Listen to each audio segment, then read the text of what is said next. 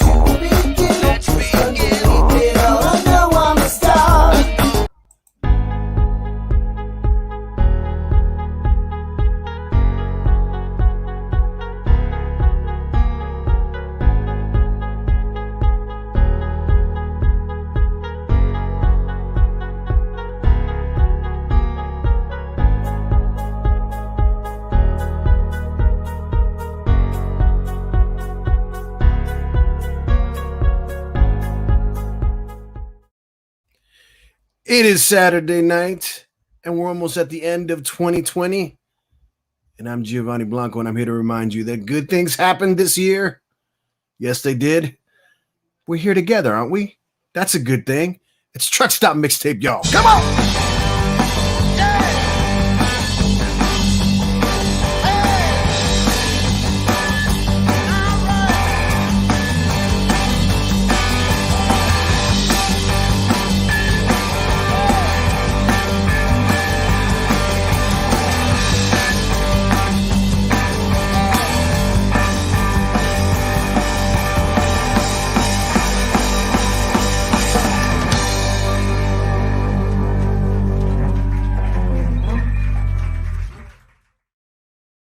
Yes, it's Truck Stop Mixtape. Welcome, everybody. What's up? It's me, your friend, your buddy, Gio, or Dr. Reverend Preacher Man. Well, not yet. Maybe I'll bust out the beard like I did last week for the holiday edition. It felt good. I might do it again. I want to thank you all for being here.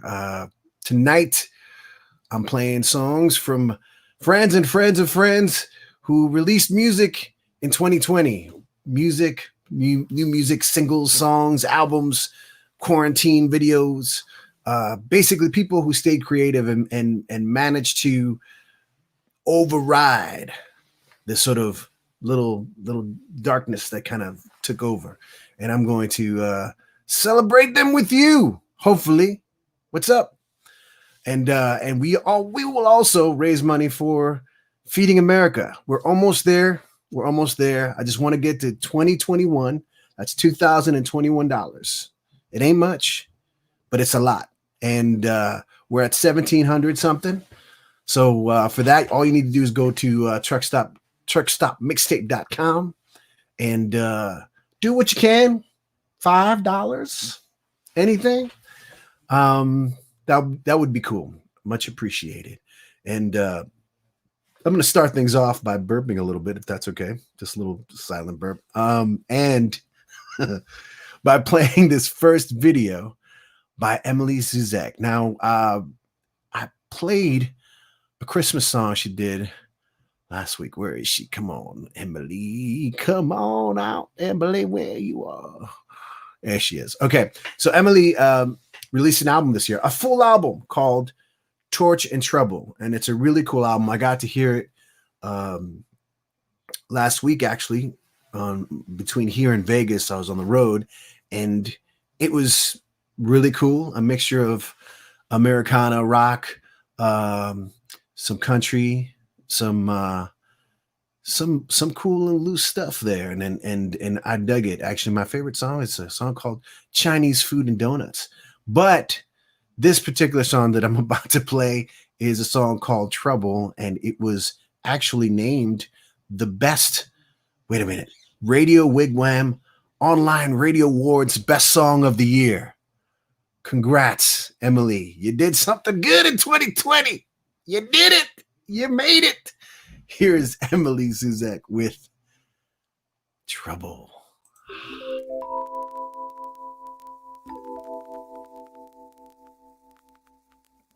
Hi, today we're going to make some sweets, the good and the bad.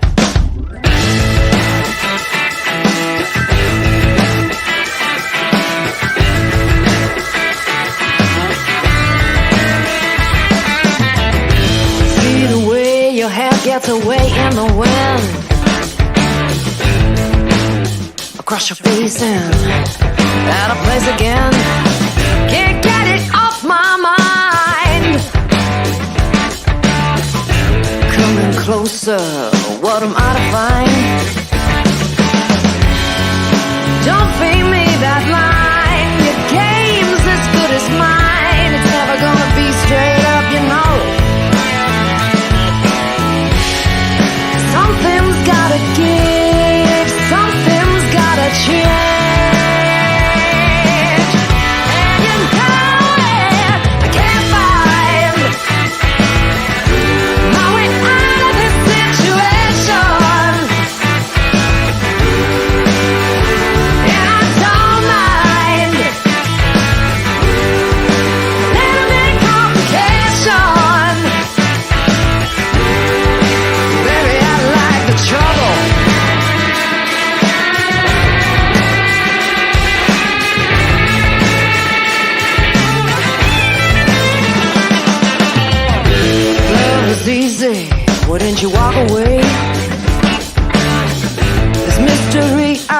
just fills me in more every day. And this ain't no puzzle you could crack, a monkey on your back. Just you and me, baby, trying to find a way. I'll feed you the lines, but I won't leave you behind. It's never gonna be straight up, you know it. Someone's gotta give, someone's gotta change. And you know it, I can't find my way out of this situation. And I don't mind little bit of complication. Baby, I like the trouble.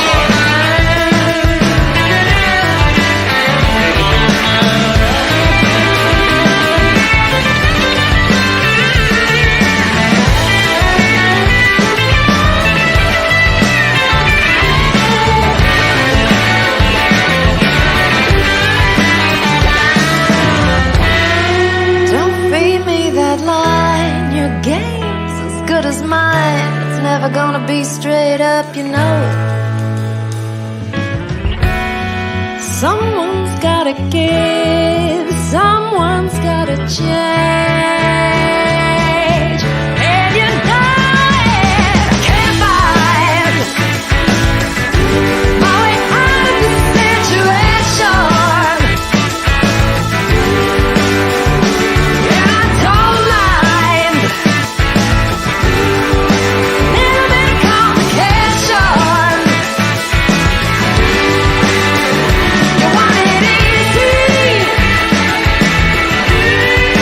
Me, I like to struggle. I guess struggle's just a tool now. And I'm not asking, 'cause baby, I like the trouble.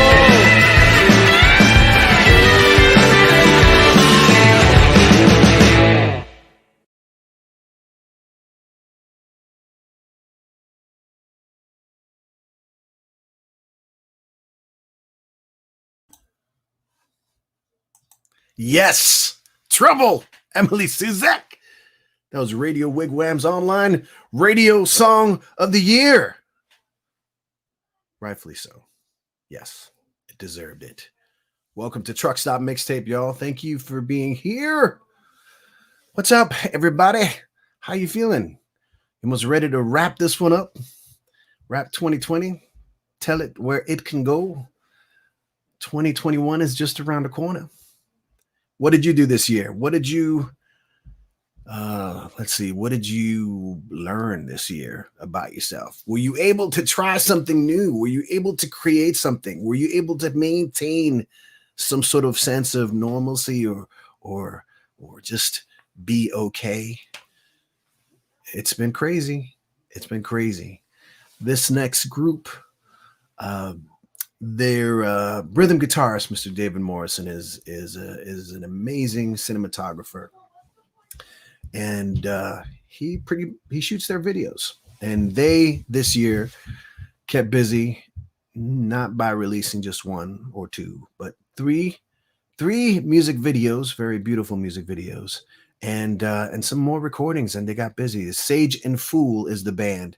This was the first song I ever saw from them, Pale Blue Eyes. And Howard, their lead singer, reminds me of a cross between Michael Desbar and David Bowie. He's up there. He's a cool cat. This is Sage and Fool, and the song is called Pale Blue Eyes. I think it is. Here it is.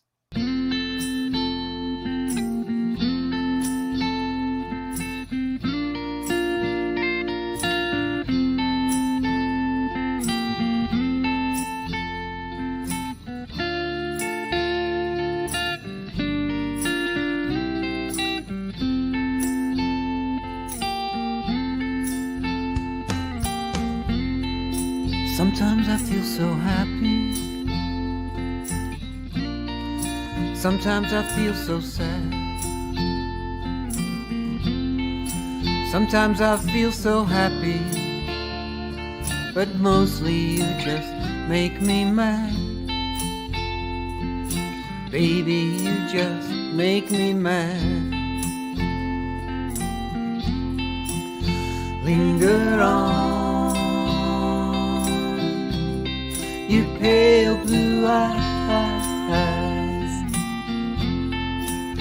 Linger on, you pale blue eyes.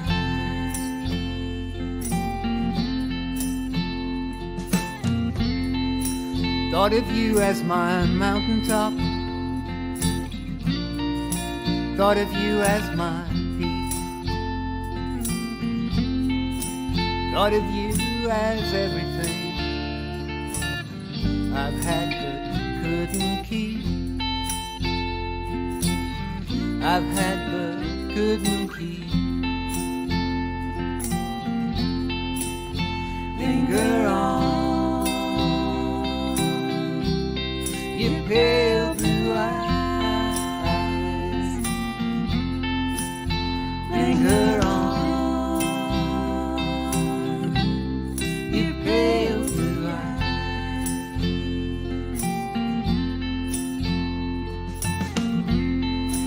I could make the world as pure and strange as what I see. Put you in a mirror I put in front of me. I put in front of me. Linger on, you pale blue eyes. Linger on, you pale blue eyes.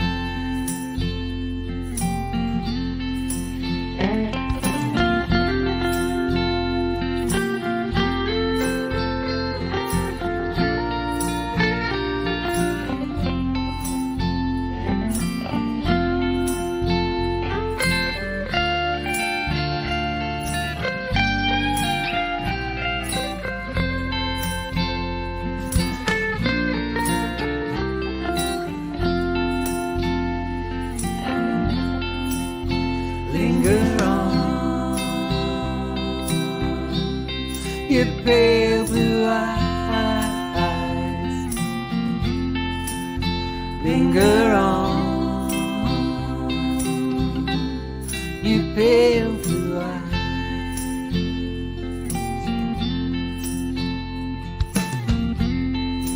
Skip a life completely,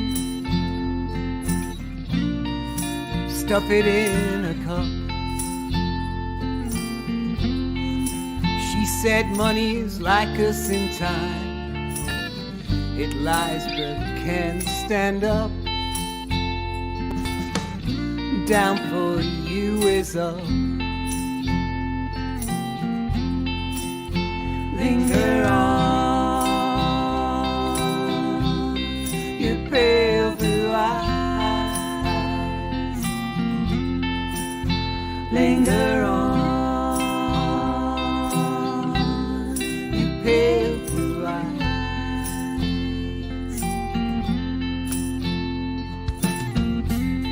Was good what we did yesterday,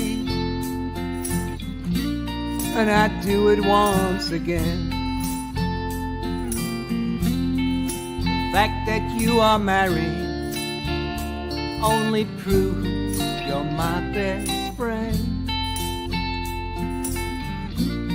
But it's truly, truly a sin.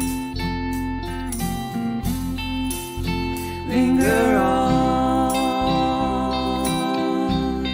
your pale blue eyes.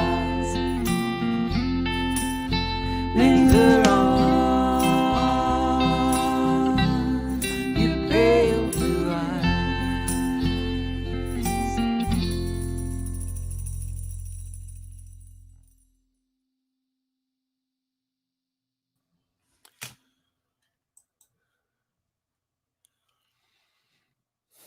Pale blue eyes, sage and fool. Beautiful song, y'all. Beautiful song. Check them out. Check them out. This is Truck Stop Mixtape. We are raising money for Feeding America. Now, we've gotten as far as, let me share the screen so you know. Let's see. Share screen. Screen 2, no application window. Let's do this. There you go. So, you go to truckstopmixtape.com. It's going to take you to this page. Truck Stop Mixtape fundraiser for Feeding America. What do? Let me tell you what you do. You hit that donate button. We're at $1,716. We're trying to reach 2021. You do the math.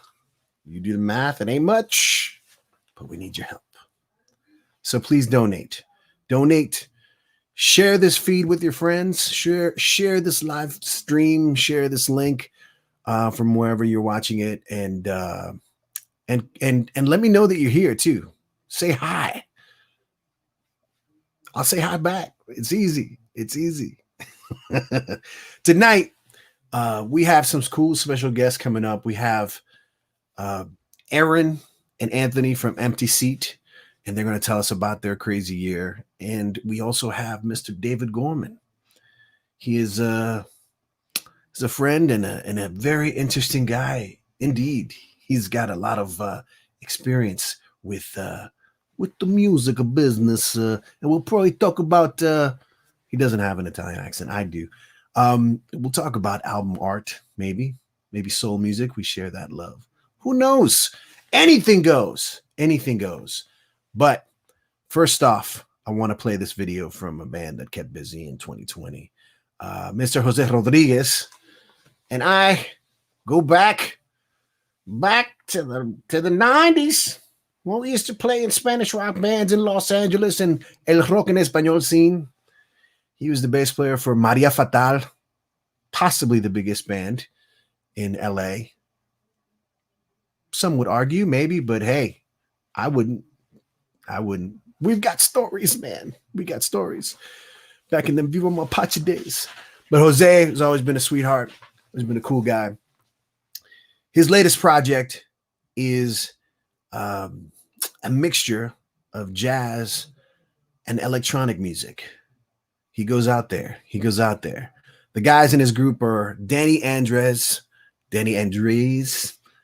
on piano and keyboards, Nick Gomez on saxophone, and Mr. Jose Rodriguez on el bajo. Jose and I will have some conversations in the future because I might be going on a tangent here. Netflix just released this documentary called Rompan Todo, Break Everything, which is the history of Latin rock or rock in Latin America. And it's a fascinating series. I'm on episode 2, so I can't say much. But I think it's great, and people are loving it.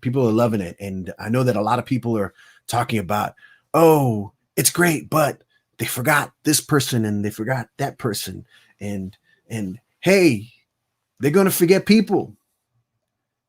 It's their story. You know what I mean? If you were there and if you lived it, wherever you were, could have been here in LA, could have been Chile, could have been Dominican Republic, could have been Brazil. Because there was rock in Brazil. That's Latin America. I think now is the time for people to tell their story. So if you feel the need, go get an editing system, get some footage, tell your story. If you were there, come on. Rompan todo. Everyone get involved. But hopefully Jose and I will catch up in the future and talk some crap, specifically about Mexican rock, because I'd love to know more about the origins.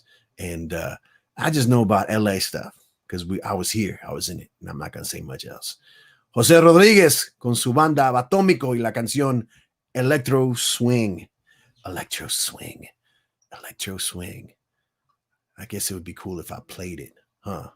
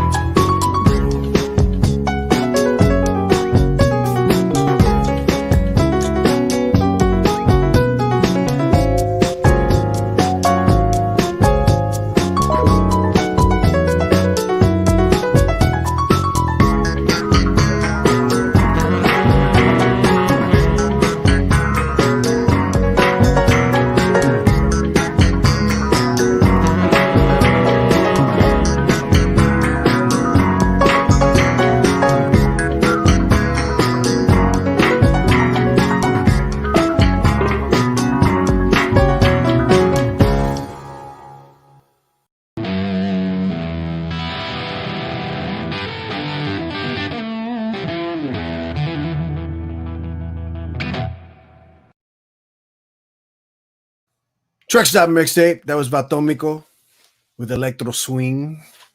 That was groovy. Groovy video, man. Good job, Jose. People doing music in 2020. I love it. I love it. I love it. I love it. This is so cool. Right now, I'm going to bring up some guests of mine. This is Anthony and Aaron from Empty Seat. What's up, y'all? Hey, Hey. Merry Christmas, everybody. Long time. Yes. Merry Christmas to y'all. How you doing? Good, good. How was Christmas Day and Christmas Eve, Noche Buena, and all that? Just chilling. We just stayed home and just ate a lot. Yeah, eating and presents. Trying to cover the face. Trying to shed those pounds. Yeah. Yeah, no, we're just hanging out at the house, not doing much, enjoying the views. We live out here in the desert now, so it's a whole different scene. So clarify for me, please, exactly where do you live? Don't give me the exact address. Because I kind of get confused whether I can you say by Coachella. by Coachella, Oh, yeah. Indio, La Quinta, La Quinta, next door to Indio, yeah. right there. Well, Coachella cool. Valley, everybody calls it Coachella Valley. It's like a big, Coachella, the desert cities. yeah. Mhm. So tell me about this. This is 2020. You guys are cranking, you're recording, you release a video right before everything hits, right? What are your plans for this year as you're going, and what happens at the pandemic? Like, what happens to you guys? Like, you tell me about what that feeling was early on this year. Go ahead. It's like what you said. I mean, we did that video for Won't Wait right before everything hit. So that came out right in time. I don't know. We just kept going. I mean, from there, we just made sure everything kept going and kept writing, and we're still recording. We recorded another song, and we have plans to record more songs soon. Yeah, even when we started the video, we were right before, we kind of didn't know what was happening, right? So we're I don't watch the news like 24/7. And we finished the video, and then there was like something missing, right? Like in the video, you kind of go back into it and you go, wow, we can add some stuff to it. COVID had started, so the panic just was out there, but the streets were empty. People were just like hunkering down, and our videographer is like, well, do you think you guys want to come out one more time and like do a couple more shots? We're like, I don't know, man, it's kind of creepy. But we took advantage of it, though. We did go out there because there was empty streets and empty lots. It would have cost. We shot some of that. So if you ever see the jumping part where I'm jumping up in the air, it's Yeah. because there was no one there, man. There was nobody there. Everyone was in fear, and we were in fear too. And I didn't feel like doing it, but Yeah. the video, it was spontaneous too. So it makes it all for a memorable moment, I guess, But it was weird. It was kind of depressing in the beginning. It's still weird. Yeah, we didn't know what was going to happen, but I don't even know how we made music throughout this time. Like, I really don't. And we got lucky with the next track too. So Yeah. let's go back in history a little bit, because I want to say we shared a stage once back in the day, or a couple times maybe. A couple times. Probably a couple times. We were green, super green. We were new. And I was super ripe. Yeah. Yeah, you were. Like a peach. No, you guys were badass, dude. Those were the days, man. Music was hot at that Where time. was it? Was it the Westchester, or was it? I can't remember what the place was. I don't It could have remember. been anywhere, right? Yeah. Anywhere. It was good though. I remember we were intimidated because like you guys are a real band. You have like brass, Jesse found us, your conga player, Oh yeah. at the time. He saw us at I remember him talking Beverly about you guys. It's like, oh, check this out, this band, man. They're really cool. They're like alternative. Singer sounds like Gwen Stefani, but she's got red hair. She's really cool. You know how Jesse talks, right? Jess Dog, shout out to Jess Dog. But and then throughout the years, you guys kept busy, and what about playing out? Because you guys, I know you guys have been making a lot of noise out there in Coachella Valley, and what has that been like? Just all of a sudden, kind of stop playing. I mean, what do you do like at home? I know you guys live together, and are you guys driving each other crazy? No, we enjoy, we're kind of lucky that we get to play music during this time together. We don't have to go out and wear a mask or anything or go see our friends. We just get to jam and create ideas and things pop out, and it kind of starts with us and then we get with the band and then we create the rest of it, but we've been fortunate and I enjoy staying home. We work from home too. So we're always here basically, unless there's a show and there hasn't been. So it's weird because since then I think the band rebooted and I already have like another album's worth plus all the old material we can rework now that we know more or know more about music. And I think coming out here and all these people supporting what we do, and we're kind of like the outskirt LA people, and now it's becoming like more of a communal thing because now we met so many people out here and it's great. There's so much music out here and they embrace like what we do, and we learned a lot from how serious the music vibe is out here. There's some serious music seems pretty crazy out here. We're loving it. But I agree with you. We're still half LA and we're half here. So the other two guys in our band, they're from over there. So we're kind of like a California band, I guess you would say. I don't even know what to say. From valley to valley. Yeah, exactly. Yeah, from the valley. So. Yes, all valley all the time. This is let me play the video for Won't Wait. It's a really cool video. And it makes me want to go to a bar. I know. It was good times that day. Really good times. Empty Seat, Won't Wait, y'all.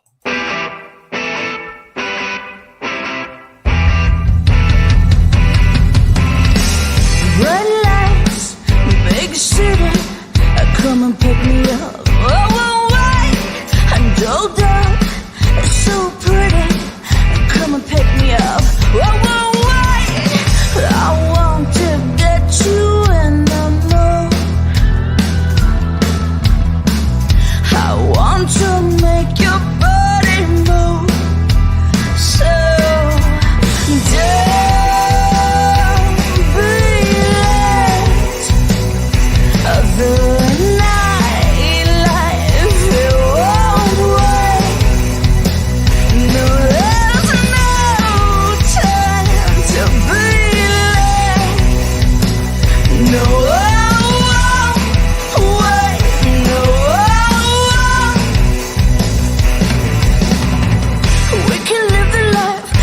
together, so come and pick me up. Whoa, whoa, wait, we can take the night, it's now.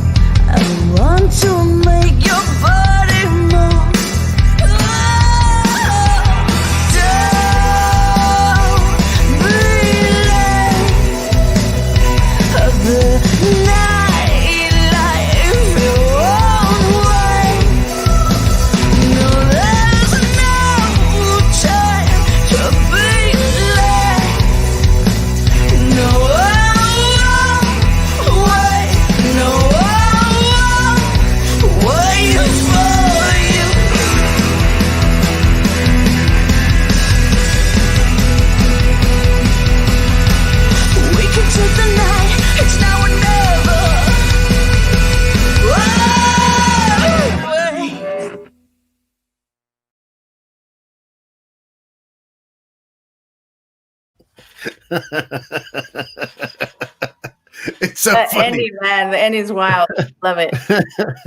I was watching the video for all the street shots. I'm like, okay, that was a COVID shot. That was a, you know, it was just like, especially the one that you're jumping up really high. Is that the crazy one?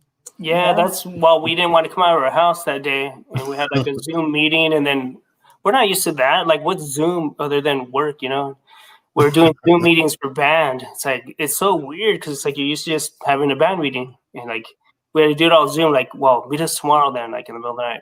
When you know there was no cops or nothing in the area, so I said, you know what, let's run in the middle of the street, let's do it.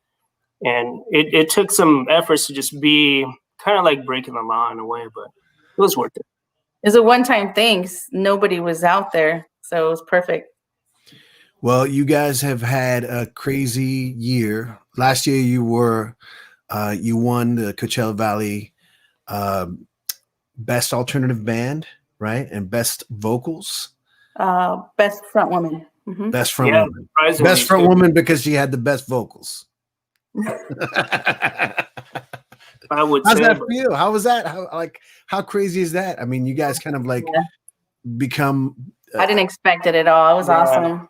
It was strange. Yeah, we have the awards coming up again January 10th, and we're nominated again for Best Alternative Band, Best Front Woman, and Best Song. Yeah, that song right there. So we'll see. So hopefully we're gonna. I hope so. There's a lot of good bands. Get the streak going. Get the streak going. So tell me about the new single, the latest single, Rise. I mentioned it a little bit last week because we had an artist who had their like childhood idol kind of send him a message, and that was kind of cute. Debbie Gibson to Jessie Lynn Madera, and you two, I mean the band, you guys had the chance to meet Cherry Curry from the Runaways. How did that happen? Oh wow, his story's crazy. During the whole pandemic thing, it was just a little streak of luck because I was, for no reason, I just went on my bed and I went on the Facebook and I was just kind of looking, and I saw a post come on said that she was on Cameo, and you know, if you want to go on there and talk to her, you know, buy a Cameo, and it had just happened. It just came on, and I was at the time I was just like, you know what, you know, thinking outside of the box with the band. I go, we just came out with Won't Wait. I go, I wonder if I go on there and I have her do a cameo just to promote the song, you know. And I didn't expect much. I just expected her to say, hey, check out this song. And she went way over that. She did a lot more. She showed the video and she talked about, you know, us and the drummer, and I was blown away. And it went even crazier because after she did that, I guess on the app they have where you can chat. And it showed she sent me a message and she just started talking to me. And I was like, okay. So I was like, no way this is happening. I mean, this is Cherry Curry. I mean, she's a major rock female idol. I still get tongue-tied when I talk about it. It's crazy. Yeah, she started texting like that. I've talked to her quite a bit. Like, yeah. Bro, it's Cherry. I'm looking at the phone and I don't know how it was just. Yeah, we are fans. We're huge fans. We're watching the movie. The Runaways came out, kind of revamped the. If people didn't know about that, because I know it was before our time too a little bit. And we actually played a gig. We did a gig in Simi Valley for Sandy West's memorial. It was a fundraiser. It was a fundraiser for that. We got lucky again. And it was just we were kind of picked off the internet. Someone called us over there to do it. This guy Rusty Perry. Yeah, we met her a while ago in 2007. We played with Bow Wow. But I would have never thought that we would be singing together on a song. Like, Annabelle Lewin was the main headliner, and it was just a little tiny club. You know how like cool spots are just small. It was one of those like real tight place, and we were just like, well, okay, Annabelle Lewin. Oh, we heard Bow Wow before. You know, we didn't know, we were young, and now you look back on it like, wow. We met Cherry Curry. We jammed with Annabelle Lewin and Cherry Curry. She jumped on stage that night. She sang Cherry Bomb. Yeah, she went up on that stage that night. We were just like, wow, this is so cool. There was some people there, but Yeah, we didn't know who they were. They were famous. There was a lot of cool famous people rappers. there, but we weren't aware of them all at that time. And so yeah, this came about, and she had messaged me and asked, would you, I told her that we had another song coming out, which was Rise, we were writing. And she just said, would you like me to put my voice on that song for you? And I was like, what? Oh my God. Like, it's just amazing because this would have never happened if not for COVID. You know, she's a busy person. She just came out with an awesome album, and she was about to go on tour and do all this stuff. And to just be in the right place at the right time, it's just, I can't even explain it. I don't even know how it happened. That's my Christmas present, that song forever. Yeah, Thank you, Cherie. You see this? And then the song itself, you guys said you were already writing it. Mm-hmm. It's a great song. What was the inspiration behind it? Rise is a song just about just, you can do anything, you know, no matter what happens, you can overcome anything and just rise, you know, come out of it. When you listen to the song, you know, and it says, who cares? You know, it's like, who cares what they think about you? Who cares what they say? Like, you need to focus on what you want and your dreams. Don't care about what other people say about you. You keep going. And, you know, in this world today, there's just like a lot of stuff going on and a lot of negativity. Yeah, a lot of political we just stuff. wanted to pick people up, you know, and let them know that, you know, regardless of how people are, you can still rise above and you can still, you know, reach your dreams, and just keep looking forward. Don't look at the sidelines on what people are doing. Just keep going for the prize, you know? People need that positivity, especially what we've been going through. And we wrote this a year ago.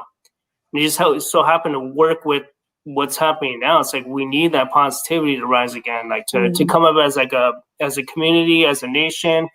If you don't like what's happening politically, you know, everything, it just means that. It means to come together and just, you know, do it, bring it out, you know, do not fall down, like, rise up. We can change this world. Well, also too, no matter, it could relate to a lot of people.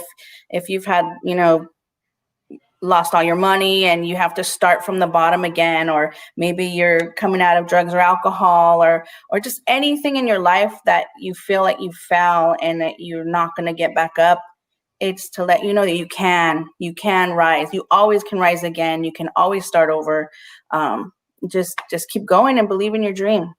That's the strong message. And that's a message that we've kind of all been learning the hard way this year. And I hope we all rise from one songwriter to another group of songwriters. That I really love this song. This is a really cool song. And I'm actually proud of y'all for putting it together.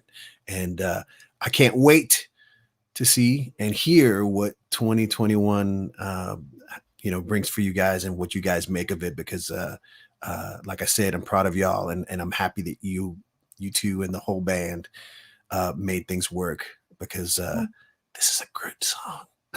Thank you. Cool. Let's I'm gonna remind people where they can reach you online, but thank you for being here. Thank you for being my first interview on Truck Stop Mixtape. Yay! Yeah. Cheers with my coffee Cheers. cup. Cheers with my coffee cup. Stay away, man. Oh, I got something else. There you go. See, she matches. She knows what's up. Everybody, Anthony, Aaron, thank you for being here. I love you guys. Thank you for doing this. Here is Empty Seat, Rise with Cherry Curry. And was this nominated, or was the other nominated? Oh, Won't Wait was Not yet. nominated. This would be next year. Yeah. Well, you know so what? this Won't Wait was this year. This will be next year. Let's hope. Put money on it. I'll put money on it. I'll bet money. All right, here it is. Rise, y'all. Empty Seat. Thank you.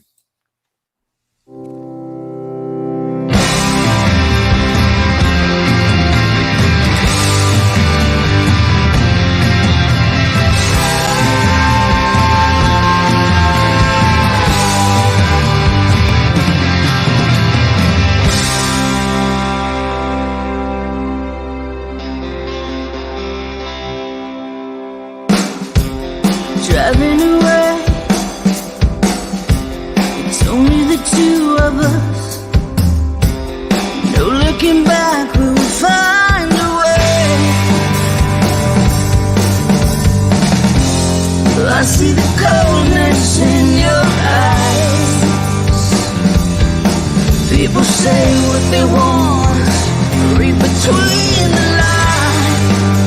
Oh, who cares what they think of us? Who cares what they say? We can do what we want. We will rise again.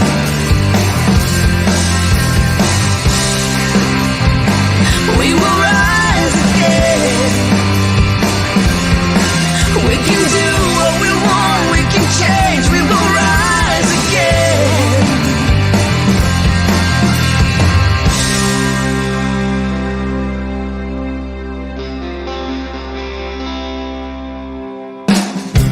Starting again. Survive through the darkest night. Together we stand in the light of the day. I see the coldness in your eyes. People say what they want, read between the lines. Oh, who cares what they think of us? Who cares what they say? We can do what we want. We will rise again.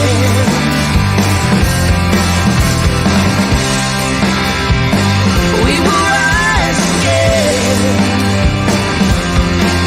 We can do what we want. We can change. We will rise again.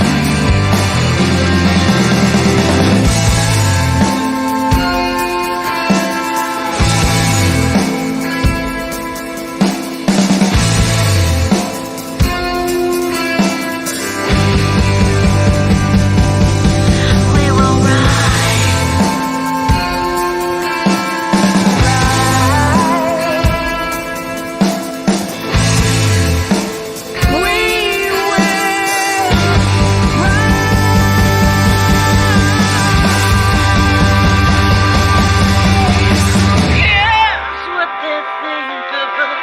Who cares what they say?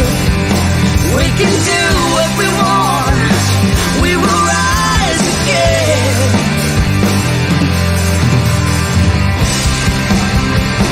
We will rise again. We can do what we want. We will rise again.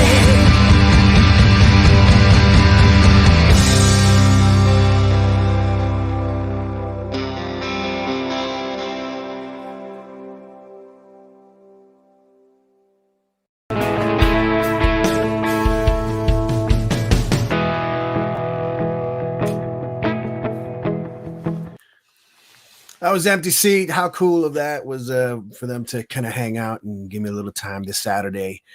You know, it's holiday season. People are busy, but they're doing good things. Thank you guys for joining me again. Truck Stop Mixtape, y'all.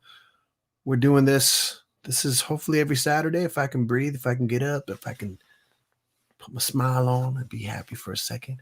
This makes me happy, actually, to be honest. This really makes me happy. Again, we're doing a fundraiser for Feeding America. Just if you can, I know I sound like a broken record. I keep saying, please give, but please give, please. Just go to truckstopmixtape.com and it'll go straight to the Facebook fundraiser page. And you know, $5, $10, whatever. I want to get up there, please. Yes. We can do it. We can do it together. This has been a crazy year for many. Hope y'all have been being safe and being careful and staying healthy, and especially in this particular season, connecting with loved ones however you can. Phone call, text, Zoom, whatever you can do. We're all feeling it. So please reach out to people and say hi and say how you doing and connect. I know a lot of people had to do different moves and different changes in their lives, and um, we had Nikki O'Neill on the show last week. She did, I think she did Silent Night, and that was pretty cool. And she released an album this year, World is Waiting, and it's a cool little, guitar rock, Memphis-y, laid back kind of vibe, feel good music. And she and Rich, the drummer, um, Rich Lakowski to be specific, uh, moved from LA to Chicago. And on the way, they visited some national parks and they took some footage, and they made the best of what, the situation. They were taking this trip, and they made a video out of it. This guy named Henry Begirstein. Yes, Henry Begirstein from the band Aloud actually edited the video and did the little graphics for it, and it's it's cool. It's definitely uplifting. So I hope you enjoy it. This is Nikki O'Neill on Truck Stop Mixtape. Nikki, take it away.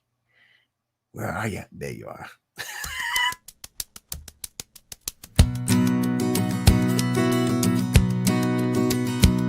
I wanna be the sun upon your skin. Wanna be the breeze that blows your hair. Wanna be the house you're living in, the one for you who's always there. I wanna be the sheets you sleep between and the coat that keeps you warm. I wanna be whatever's next to you, any fashion, shape, or form. I could spend eternity naming things I wanna be. But let's skip the metaphors, 'cause all I wanna be is yours. All I wanna be is yours. All I wanna be is yours. All I wanna be, all I wanna be, all I wanna be is yours.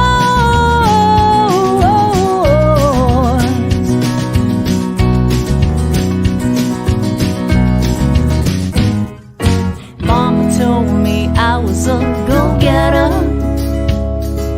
said that I could make it if I tried. That's alright, but things will be much better if I had you, honey, by my side.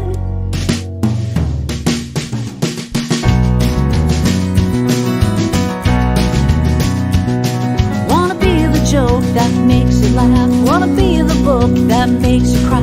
Wanna be the thought that warms your heart, the song that sends your spirit high. I wanna be your breakfast cereal and your favorite TV show. I wanna be inside that head of yours, figure out what makes you go.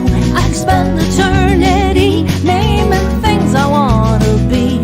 But let's skip the metaphors, 'cause all I wanna be is yours. All I wanna be is yours. All I wanna be is yours.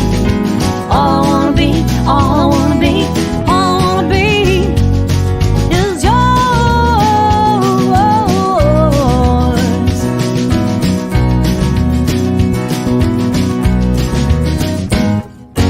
You're my one and only love reaction. You affect me like nobody can, and it will give me so much satisfaction if I had you, baby, for my man. All I wanna be is yours. All I wanna be is yours. All I wanna be, all I wanna be, all I wanna be. All I wanna be is yours. All I wanna be is yours. All I wanna be, all I wanna be, all I wanna be.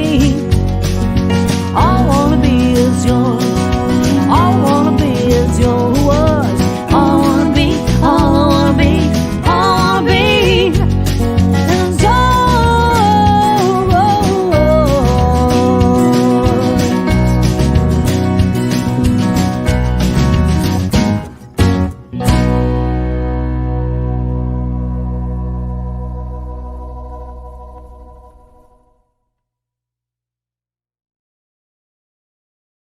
Nikki O'Neill, all I want to be is yours.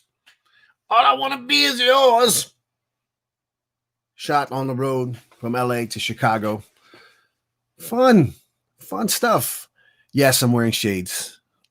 You can sing whatever 80s song is appropriate. I'm wearing shades because I like to wear shades.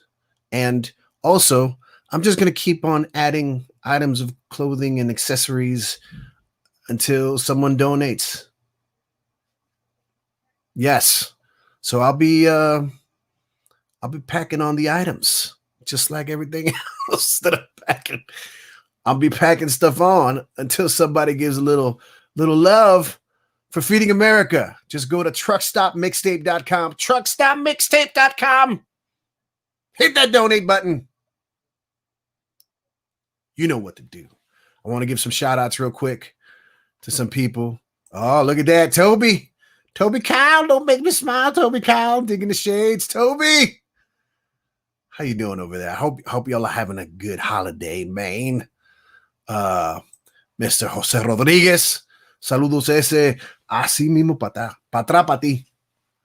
Great song, man. Great stuff that you've been doing. Electro Swing and the other songs. Really something earlier this year. I'm going off at a tangent by myself. Hey, Mary B said, that's so awesome. You're so awesome, Mary B. And David Ayer is digging this. I'm digging you. Man, David Ayer, let me say something real quick. David Ayer, very cool actor, singer, songwriter, performer, engineer, producer, multi-hyphenate kind of guy. He did, I want to say, he's been reading like Edgar Allan Poe, doing readings, video readings. I'm going to find his info because you should check him out. It's really cool. And if you have the right beverage, it can be just appropriate and kind of weird. It's cool. But David Ayer, don't stop what you're doing, man. You're making at least one person happy. So please keep doing it. Mr. Sam Lapidus. Mr. Sam Lapidus and the Rotten Liars. Sam had a show earlier today, performance online, obviously, for Sequester Fest. And he did his thing. He been busy this year. He's not letting anything kind of keep him back. He's been writing songs and performing and making videos. Sam Lapidus and the Rotten Liars made a couple of videos, and this was the first one, the song Step Away From My Window. Right after that, I'm going to play a song that he played on our very first Truck Stop Mixtape, a song called Confessions of a Serial Killer. And I think it might be my favorite song of his. But so double shot. 2 for Saturday. How was it? No, wait. Saturday supply of 2. It's a double shot of Sam Lapidus and the Rotten Liars. Here's the first one. Sammy, take it away if I can find this video. Where are you, video? Man, I need some help in this department. Where is it? Oh, Lord. Okay. I can read. Maybe, see, it's the glasses. I should take off the glasses. I can't find this video. Sam, where are you, man? There you go. See? I had to put on the glasses. Take them off. I'm going to put them on. Okay. So somebody please do a donation. You do a donation. You do it. Just do it. All right? Because more things are going to be piling on. I love y'all. Truck Stop Mixtape, Sam Lapidus. Here we go.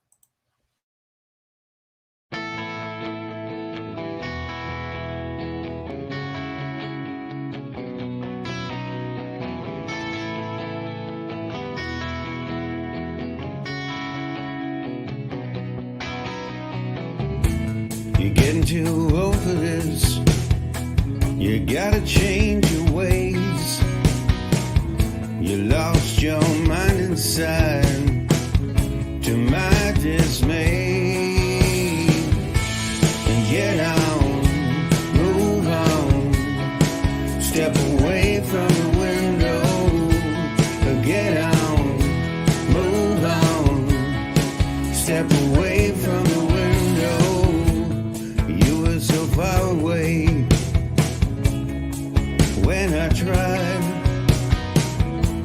to tell you anything. You're lost inside. So get out, move on, step away from the window. Get out, don't kick it down the road. And get out, move on, step away from the window. And get out, don't kick it down the road. And if you don't see it, don't mean it's gone. You're always the last one to lead us on.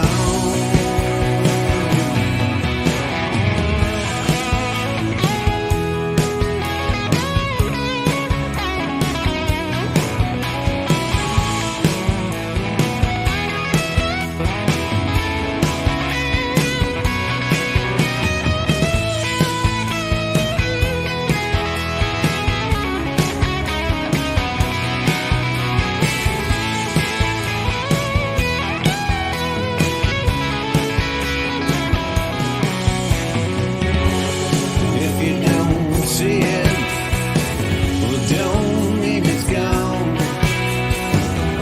You're always the last one to lead us on.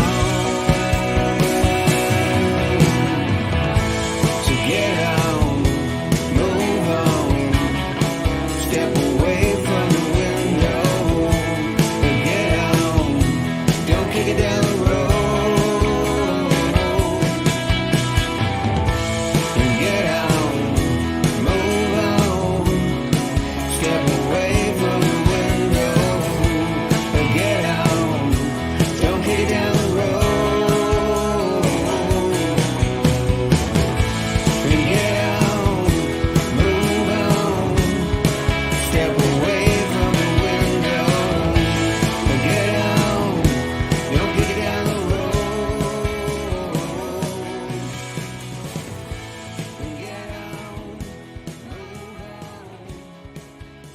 And get out, move on, step away from the window. And get out, don't kick it down the road.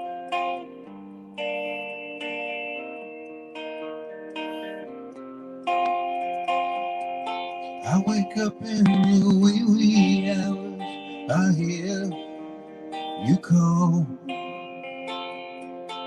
but I fell down again on a cold, hard floor. The sounds are killing me. I can feel you're in. You know when you're in this deep, it's better to win. I remember you as long as you live. Don't try to understand me. I got nothing to give. I'll see you later in the fires of hell. I got no confessions, I got nothing to tell. On that cold dark roadway, when you're breaking down, I'll be waiting for you, baby, to show you around. A cold sharp razor and a strong hand. I'll be waiting for you, baby, to kill you again. I remember you as long as you live. Don't try to understand me. I got nothing to give. I'll see you later in the fires of hell. Got no confessions, I got nothing to tell.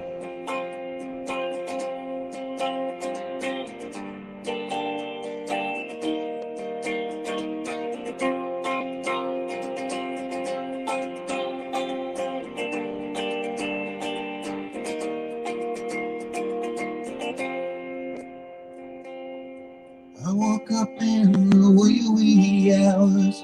I heard your pleas, but I ain't falling down again. I will make you scream. The sounds kill me again and again. You know when you're in this deep, it's better to win. You know when you're in this deep, it's better to win. You know when you're in this deep, it's better to win. You know when you're in this deep, it's better to win. You know when you're in this deep, it's better to win. Yes, yes. I'm so excited about that song that I'm a little bit out of focus. That happens sometimes. A little deconstructing Henry over here. Yes. You see what happens? You see what happens when you leave me alone and you don't donate to Feeding America? I'm going to keep adding things, but I do have some good news. Yes, I do. I do. A donation came through. A donation came through, and it was from Miss Stacy. Wait a minute. Let me write this down. Stacy Burrows came through with a donation. Yes, all right, all right, all right. Thank you, Stacy. Thank you, Stacy. We are now at $1,756. So much closer to 2021. Thank you so much, Stacy. You know what? I need to give you a little love. This is for those who donate, they get a little love. Here you go.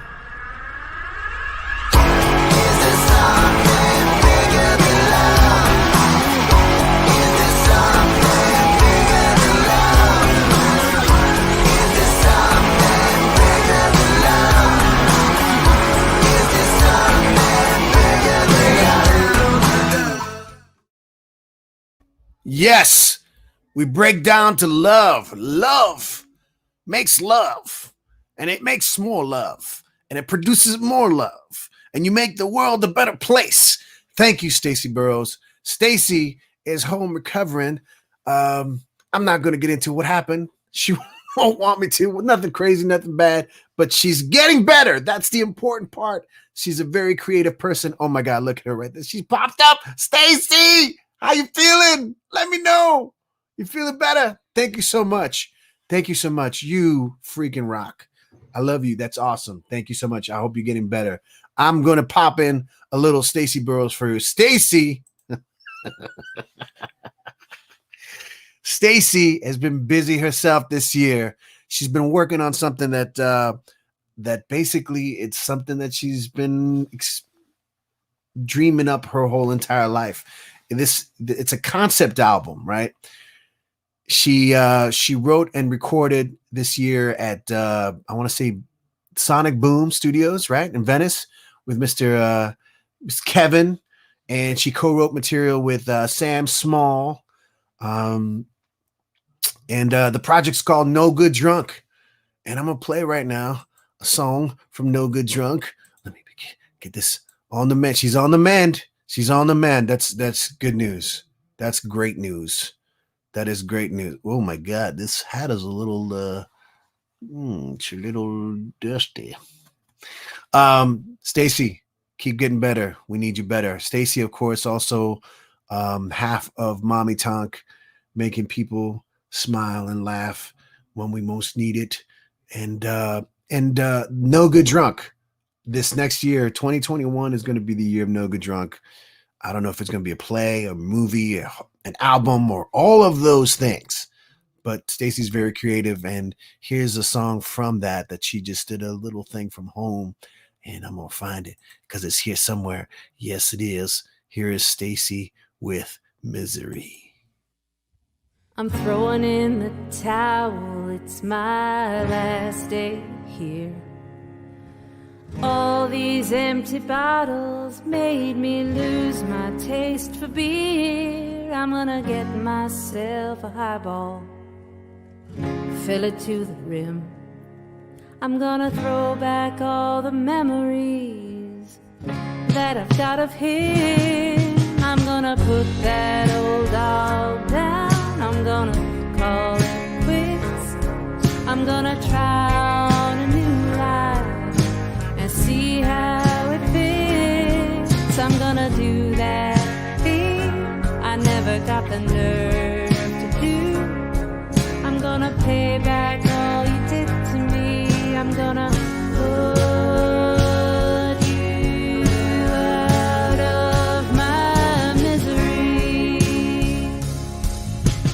First we tied one on, then we tied the knot. We once said I do, but now I'd rather not. If we got poor, I'd stick by you, I swore.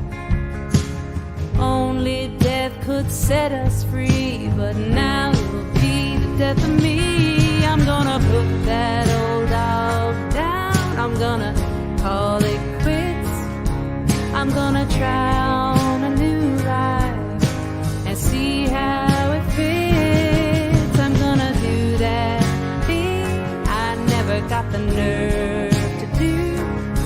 I'm gonna pay back all you did to me. I'm gonna put you out of my misery. You're swimming in booze, I'm drowning in you. You wake and stumble out to greet a day that is new. My patience worn thin, my skin black and blue, and you have no recollection of what you put me through. So I'm gonna put that old dog down. I'm gonna call it quits. I'm gonna try on a new life and see how it fits. I'm gonna do that thing I never got the nerve to do. I'm gonna pay back all you did to me. I'm gonna put you out of my misery. I'm gonna put you out of my misery.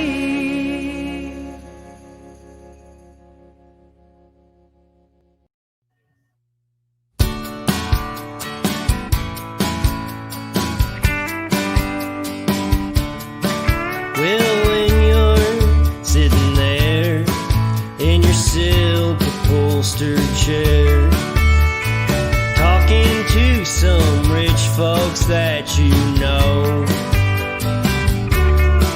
well, I hope you won't see me in my ragged company. Well, you know I could never be alone. Take me down, little Susie, take me down. I know you think you're the queen of the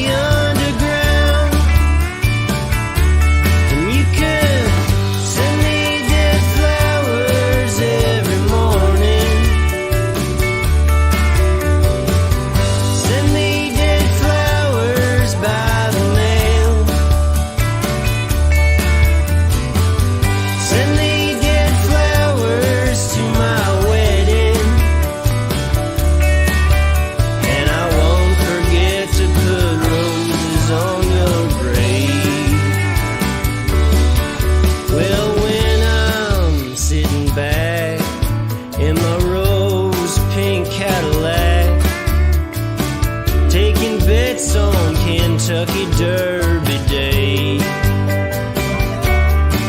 Well, I'll be in my basement room with a needle and a spoon and another girl to take my pain away. Take me down, little Susie, take me down. I know you think you're the queen of the underground, and you can send me dead flowers every morning. Send me dead flowers by the mail. Send me dead flowers to my wedding,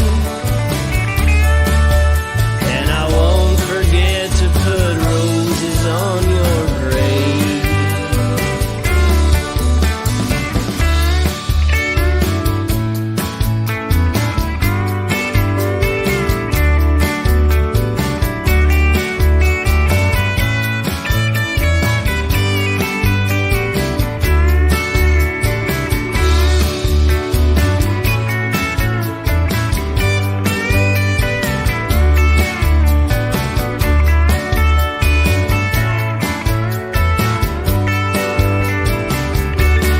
Take me down, little Susie, take me down.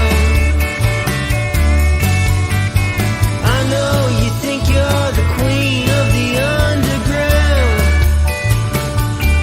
and you can send me dead flowers every morning.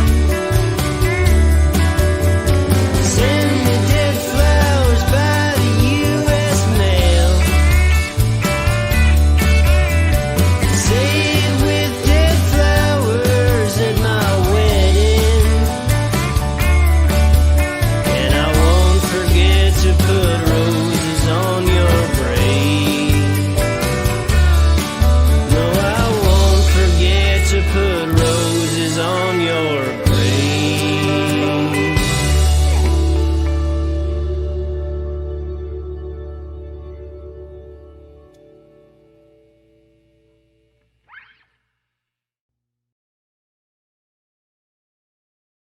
My Topanga family, Coomer Speck in the house. Oh, I'm dying. Somebody help me, please. Now we're back. Hey, that was Coomer Speck with the little Rolling Stones, Dead Flowers. Sam Small handling the vocals. Sam Small co-writing the song before that one, Misery, with Stacey Burrows. I can't wait to hear the rest of that album and all that stuff, and it's gonna be crazy. I can't wait. Coomer Speck staying busy this year. Coomer Speck, I think I want to say we did 4 quarantined videos, and I hadn't played this one yet. So that was Sam Small singing the lead, and of course Greg, John, Bernie, Patrick, Antonia, Stacy, and myself. Coomer Speck. Look it up, kids. It's something delicious. Keeping things Topanga. I want to introduce my guest right now. First, I have to say he's a good friend. He's a good guy, and he's always supplying me with the good stuff. And by the good stuff, he's always telling me which album I should get. And I always trust. And he's never disappointed me, man. He gave me one yesterday that blew my mind. And maybe we'll talk about that too. But here he is. Sir. Well, let's call him Bobo Mr. Soul. The guy who likes Fanta, rock, and rye when he can find it. Topanga's soul historian, Mr. David Gorman. Come on in, sir. How you doing, man? At least as good as you last saw me. I'll go with that. Go with that. Go with that. I'll go with How you that. doing, man? I'm hanging in.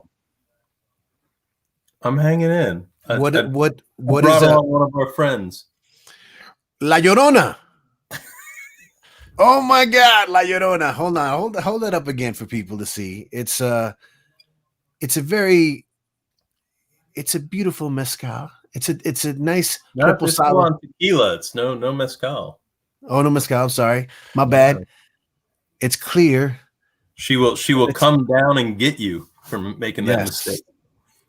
She will take you down to the river and make you feel horrible things. That's inevitable. I will let you know tomorrow morning how that goes. Just let me know in 10 minutes. That'll be enough. So how are you, man? How's 2020 treating you? Well, you know the answer to that because you're on the receiving end of my most desperate moments, but not well. Not well. I mean, better than most, I guess. I can't, that's the thing about 2020 is you can't complain about it because there's loads of people that have it worse. Yes, but we all have our struggle. We're all going through something that's intense at the level that we can handle it, hopefully. Right? Yeah. Was that line? All pain hurts the same. Is that I think that's true. It holds. It still holds. It still holds. So you and I were talking, as we often do, but we were talking yesterday about artwork specifically, and that's why I was just like, I'm like, come on, man, come on the show and let's talk some artwork. And what sparked it was a new McCartney album. Yes, my favorite album cover. I don't even know how far back I should go. I just think like it's perfect. It's simple and classic. And you summed it up when we were talking about it, that it's like, without in any way being retro, it looks like a classic cover design that you would have seen in the 70s, like back when people gave a shit about album covers, right? Completely, like back when completely. People put thought and effort and budget into it. And it has that, it's a brand new cover, but it without in any way being old school. There's nothing retro about it. There's nothing throwback. It's not trying to look like anything from any era. It's just so beautiful and simple and perfect. And I saw it, and like I'm 50-50 on the album itself. I'm a huge McCartney fan, but I'm 50-50 on the album itself. But I promise you, as soon as I see it in a store, if I'm ever in a store again, I will buy it just to have that artwork. I'm feeling the same way. It's like I gotta have it, and I feel I miss the days of brick and mortar and record retail, because I'd be hunting down those promo posters. I want to just pull this up so people know what we're talking about here. Look at that. Look at that. Look at that. Simple, straight, and it's just everything, man. It's everything right there. Yeah. No, I mean, it's like you could not add or take anything away from that and have it be better. And who did that again? You said it was Ed Ruscha. Yeah. Which is that was what we were joking about, right? Is it like, I can't imagine what they had to pay him for that.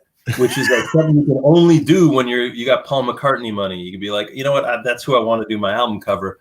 And like, he's one of those guys, like nobody's really in the Paul McCartney business to make money at this point, including Paul McCartney. No, so but it's to keep the brand alive. Right. Keep the Beatles and keep McCartney alive. I mean, and I've only heard 3 songs from the album, and I love it. I love it. I mean, I love that. I keep on forgetting the title.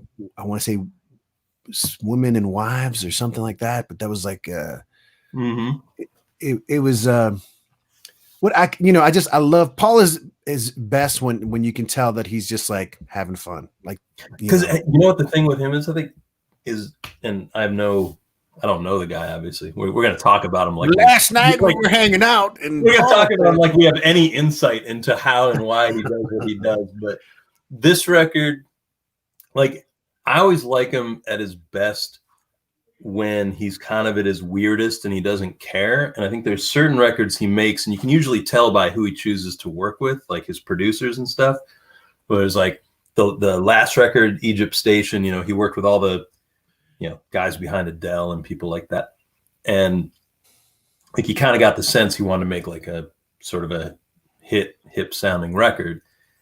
But I like him more on like when he goes off on his weird trips.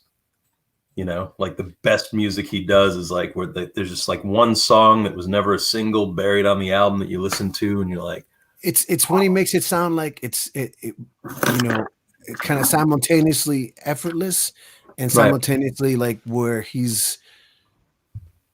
like you said, he's just like almost doesn't care. It's like it's just natural as opposed to him thinking too much about it. Yep. Just so people know, you, besides being a good friend and a good, decent human being.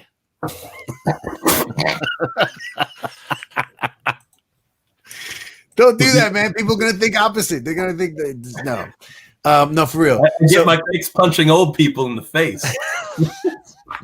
Back in the day, I kicked a cat or two.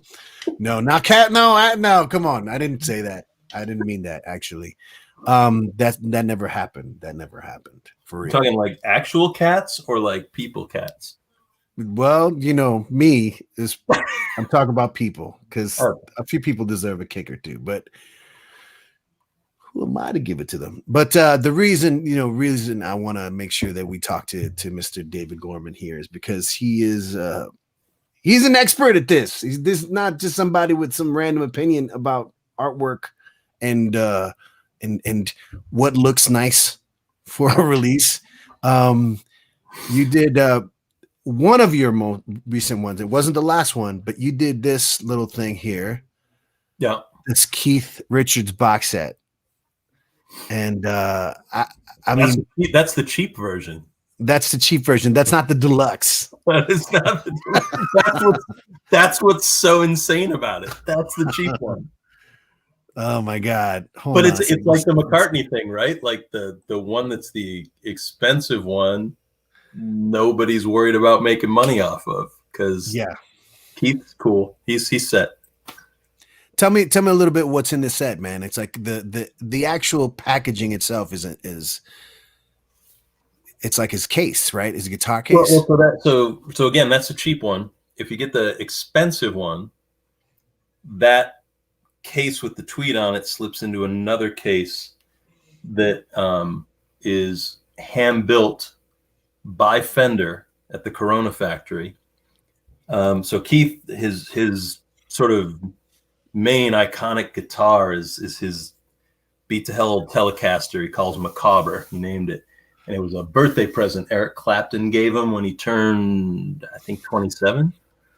And that's like the one, right? Like that's the iconic Keith guitar. So we managed to con the people at Fender into building this box set out of this exact materials that they build Telecasters out of, and then distress it in the custom shop to look as beat to hell as Keith's guitar. So it's like the outer wood is like this, ash wood that they make Telecasters out of, and it's all beat up and scratched and worn. And then his picture is framed in this black plastic that's exactly what they make the pick guards out of. And then on the spine, it's got this like chrome thing that if you have a Telecaster, that's where the control plate is. We had them make that and put on the side. And like the screws are from actual like it's built out of Telecaster bits. And that's the nice one. That is the deluxe. That's the super duper deluxe. And then what you showed is all stuffed inside of that. And the outer tweed is taken from the case that Keith's guitar goes into. And it kind of would have been easy to just use that tweed, but we actually got to photograph Keith's actual case. So if you look closely at it, like all the little scuffs and tears and like that's that's Keith's That's case. that's real Keith. Yeah. We photographed it and used it as is. We didn't clean it up. And then you open it up and it's got the album and it's got another piece of vinyl with some unreleased stuff. And then there's like an archival thing on the inside, and you open that and it's got a replica of the actual like guitar pick he used on that tour, and posters, handwritten lyrics. There's an invitation to the listening party that was held in New York when it came out. There's backstage passes and photos and just all kinds of craziness. And then like a book with all the photos in the book. Actually pretty cool because instead of using like official photos, all the photos come from his manager, who was with him the entire time making the record. And she just had like, you know, her camera with her the whole time, was doing like snapshots, like a vacation kind of thing. So all the photos inside of it are just the snapshots that she was taking, hanging out with him when he was making the record. So none of that stuff had ever been seen in any way. And it's not like slick professional photography. It's just sort of the photos you would have gotten if you were hanging out. So, yeah, it was pretty cool. We got to kind of go crazy with it. And then we just finished the new one. It was a reissue of his live album.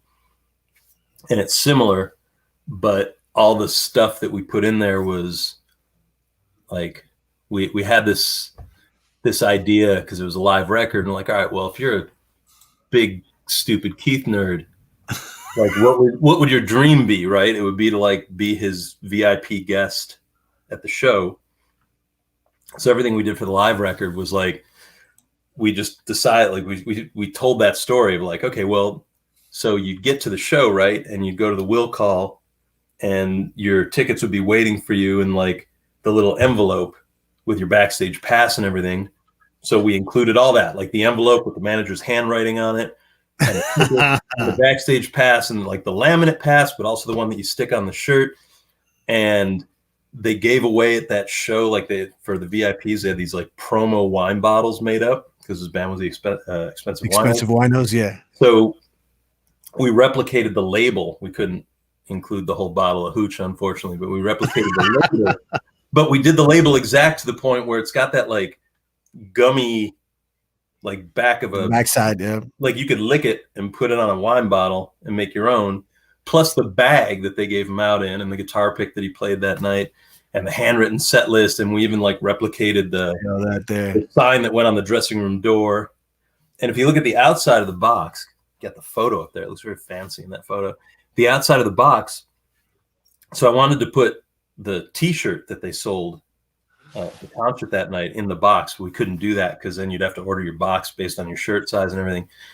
And so when they said we couldn't do that, we took the artwork and printed it on black cotton, and that's what the box is. So we kind of wrapped the box in the tour shirt. So the back of the box is what was on the back of the shirt, front of the box is what was on the front of the shirt, and then there's that sticker that was the backstage pass, because you know that's where you put it.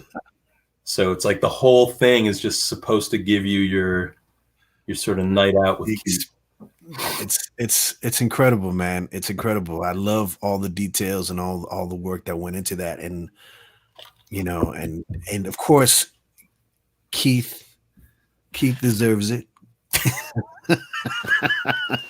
We love payback for all he's given us, right? And flowers.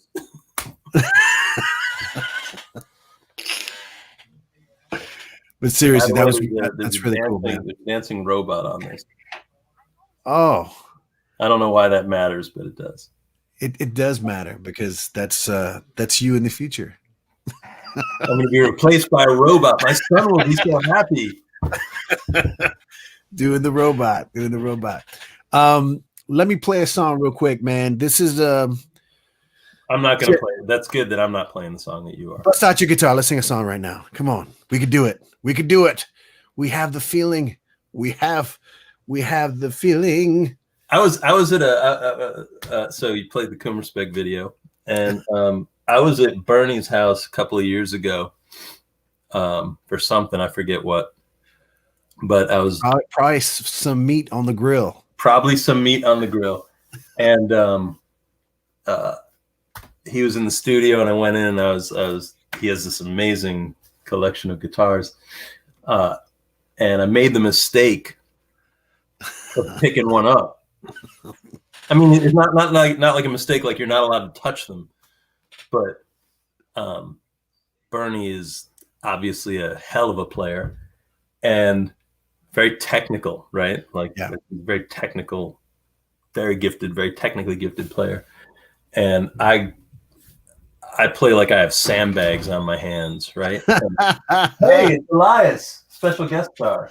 Hi, Elias. Elias. Special guest. So I was in his studio and picked up one of these. He had a guitar that I always loved, and I'm like, oh man, I've always wanted to play one of these, and started messing around with it a little bit. Hello. And Elias Gorman, ladies and gentlemen.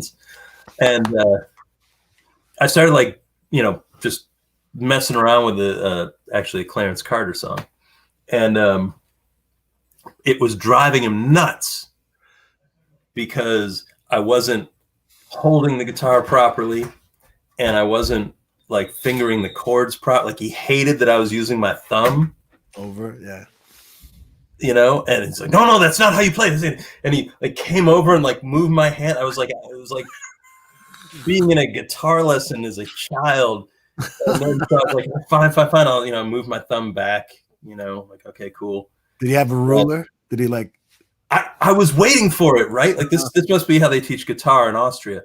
And so I moved my thumb to the back, and then I was like, and he's like, no, dude, you're fingering it. And he like was like moving my pinky over here. And by the time he was done, I couldn't play.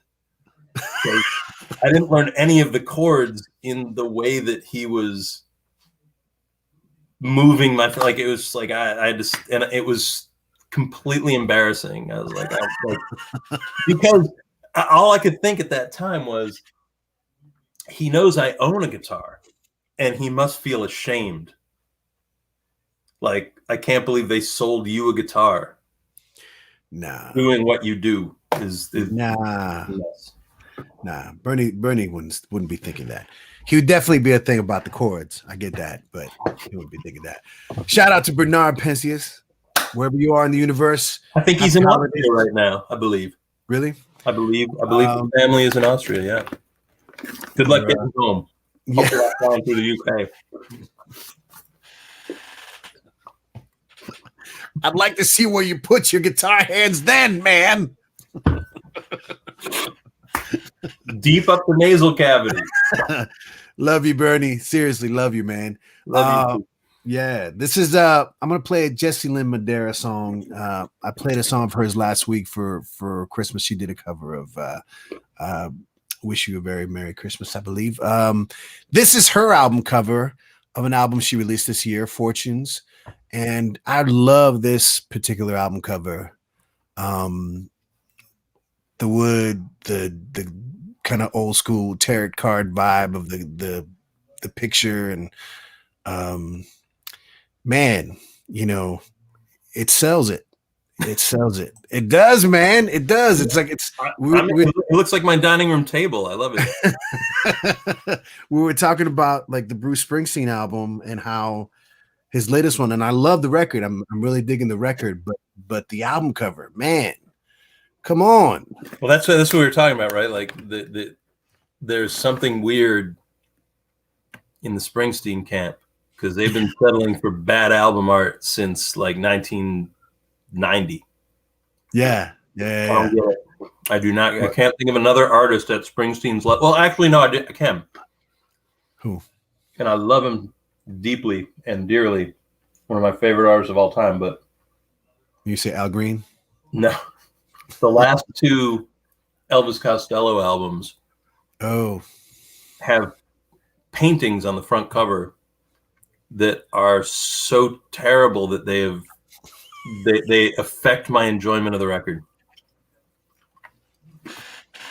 And actually, when you and I were trying to figure out tonight, and it was like we were debating whether we wanted to like talk about bad stuff also, and like, no, we shouldn't. But I do have an example. Okay. And I've turned you onto this record a while ago, So it's one of my favorite records of all time, by a great artist that is way underappreciated. Sorry, that sound you hear is me taking it out of this plastic sleeve. But it's an example of album art that is so bad that I'm convinced it's the reason the record tanked, and it's so bad that it's made it hard for me to turn people onto the album. Oh my God. Right? Now, here's the thing. There's 100 things wrong with the record, but the most obvious is that of all the photos they took of Frankie, this was the one that they were like, yeah, that's the cover, man. And he's not a bad looking guy. Actually, the back cover, there's like a, there you go. Not a bad looking guy, but that's the shot. And then of course the totally tacky Miller highlight. Yeah, they went all the way. They went all the way. They said, if we're gonna do it, we're gonna take the actual font. But here's the thing. So I've sent you songs from this record. Produced by Alan Toussaint. It's spectacular. Even Toussaint himself referred to Frankie Miller as the white Otis Redding. That's from Toussaint. This record is as good as it gets. What are the songs? Give me one of the song titles from it. The songs I would have sent you were probably Trouble and Little Angel. But man, like both of those songs are spectacular. Also, this is the original version of the song Brickyard Blues, if anyone knows that tune. But here's evidence that I'm not the only one that thought this was horrible. This is the same album, but his label in the States anyway released the promo version in an entirely different cover. That they forced someone to illustrate, and they completely redesigned it, which tells me that somebody at Chrysalis Records back in the day saw this and said, no, this is just going to get thrown out. Like, at least let's just have a completely nonsense, because I don't know what this has to do with anything, but just so people know that. Let me see if you can you hear the music? No. That doesn't sell it. I'm learning this technology, man. I'm learning this technology. You're just making us stare at that cover with no music. I'm gonna try this again. Stacey Burrows for the win with that comment. The champagne. If you know Miller beer, the champagne of beers, then here we go. That's beautiful. You hear him now? Now this does not. This cover is not this music. That's why I won't sell no side. Don't tell me your trouble. Just walk on by. Now the horns haven't even kicked in yet. Come on. Don't ask me to believe you, girl. Give it a minute. He's like a smoother Paul Rogers, like a more soulful Paul Rogers. Rod Stewart said he's the only white singer that has ever made it. You are only perceiving me in that highbrow tipsy tone. Here come the horn. So don't tell me your trouble. Goddamn of my own.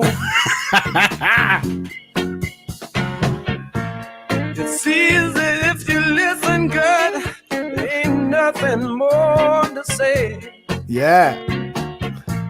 It's easy to listen like you should. Time to leave. Go on your way. You belong to another girl. Yeah. That's why I want. God dang, man. That is not. Here's a little secret about it. Like, Alan Toussaint can't make a bad record. If he's producing the record, it's gonna be pretty good. Like, there's 2 records he made that are bad, and I've collected all of them. Literally, like every record he's all produced, the albums that he's produced. And there's two. There was a super crappy Southern rock band called High Cotton that is not. Hey good. man, my cousin's in High Cotton. That was the Dominican High Cotton, very different band. High Cotton. Oh, terrible. Terrible. Oh. But pretty much every other record he's made. Oh, wait, what was the second one? Second one, I'm trying to remember the name of the group. It was a gospel group, and it was just not very good. But man, there was like this child star in the 70s named Browning Bryant, and somehow they talked him into producing that record. And even that one's like, it's pretty good. Yeah. Yeah. Who can't sing, couldn't write, and they made a pretty good record together. It's the Midas touch. Well, let me get to Jessie Lynn's song. Yeah, come on. What happened to Jessie Lynn? Because you know we put her album up and then we put her aside, and I want to play this song right now. Can you put her cover back up to rinse the Frankie Miller cover out of people's minds before they hear her music? This is what you do. There you go. No, Jessie, great artwork and great album. This is a song off the album. It's called The Door, and she called it a breakup song. It's the trying to stay strong song that culminates in a fantasy of turning up on his front porch only to be greeted by his wife. Ooh. Ouch. Ooh. The Door. Here she is, Jessie Lynn Madera, and it's somewhere here. There we go. Le colibri vole, figé dans le temps sous tes yeux.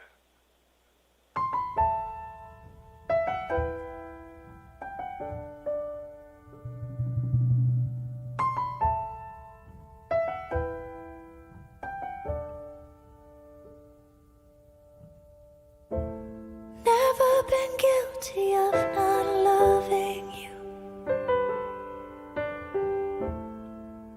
I follow you through hell, it's true. Your jealousy is nagging me. For sure we were doomed, but I'll be doomed with you. It's a matter of faith, I can do without you. It's a matter of hate, everything about you.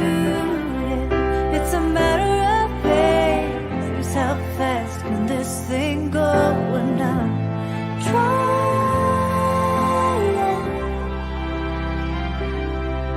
I'm trying.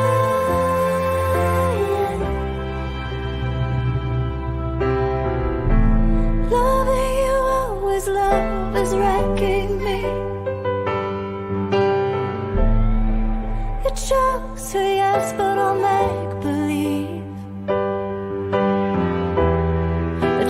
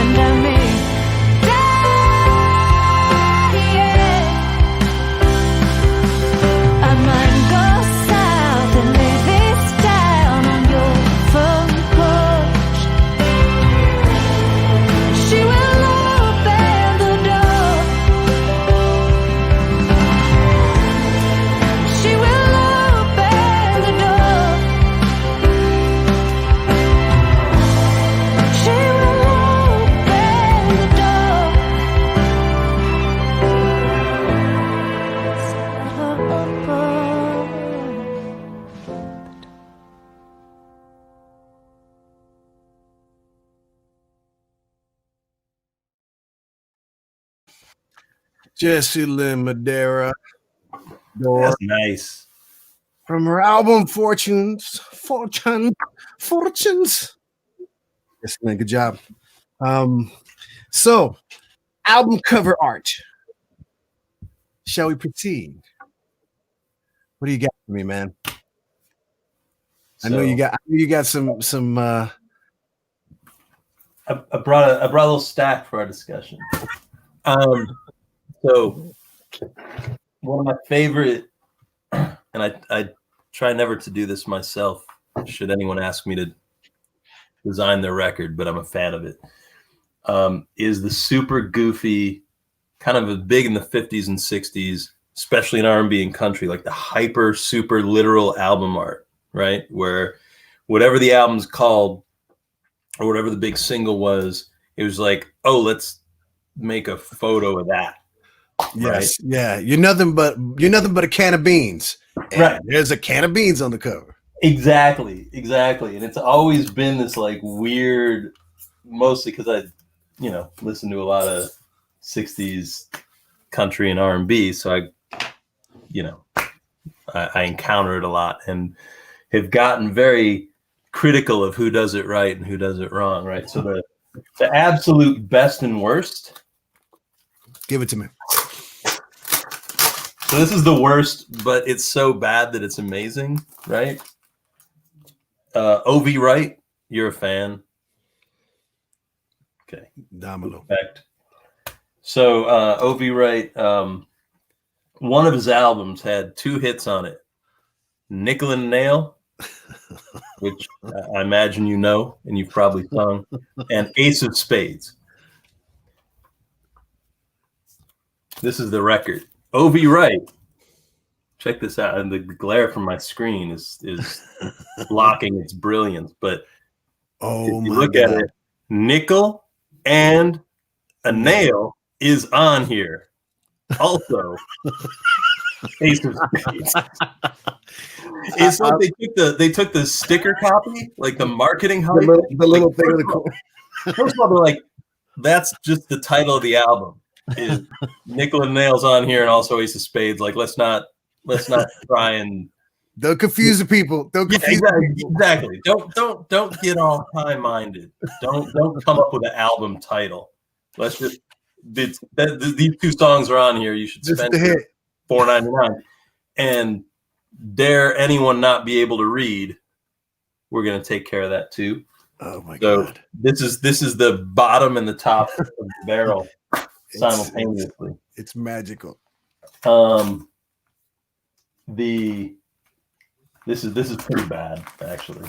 This is one of my favorite albums, and just so Smokey Robinson, The Miracles. Good Chinooka for all of us. Pocket Full of Miracles album. What are you going to put on the cover? What year? This was 1969.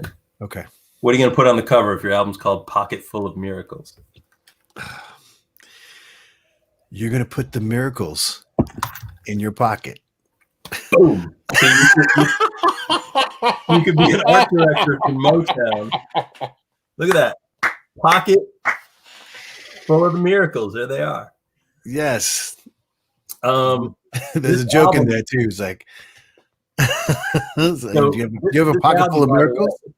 What's that? He said, do you have a pocket full of miracles, or are you just excited to see me? Or are you just smoky? What's on that album? So this album, so there's a couple of hits on here. This album, might be my favorite Miracles record, for a couple of reasons. The song "Pointed Out," which is has my favorite Smokey lyric of all time in it. Just the rhyme scheme and the metaphor, just genius. But it has this. I don't know if this is true or not. It might be the first mashup in pop music. So my favorite, because everyone knows Smokey's a great writer and everything, but I don't think he kind of still gets his due as a singer. He does a mashup where he takes Something by the Beatles and mashes it up with Something You Got, which Chris Kenner and Wilson Pickett, all these folks did. And he kind of crams them together. And one, it's just seamless. Like the way he moves from one song to the other is just effortless. The guitar playing, Marv Tarplin, his guitarist, the guitar playing on it is spectacular. And his singing is as good as anything you've ever heard. And what he does with the melody and the time and the way he kind of like hangs back and comes in when you least expect him and kind of stretches the song.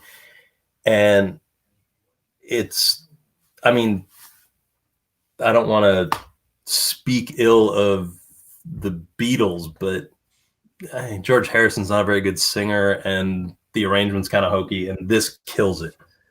Like this version is just so gorgeous in every way. And like, if you listen to it with headphones, at the beginning of the song, because it's just this, it's really sparse, and you can literally hear like Smokey kind of like swallowing between words, like he's like right up on the mic, like right there.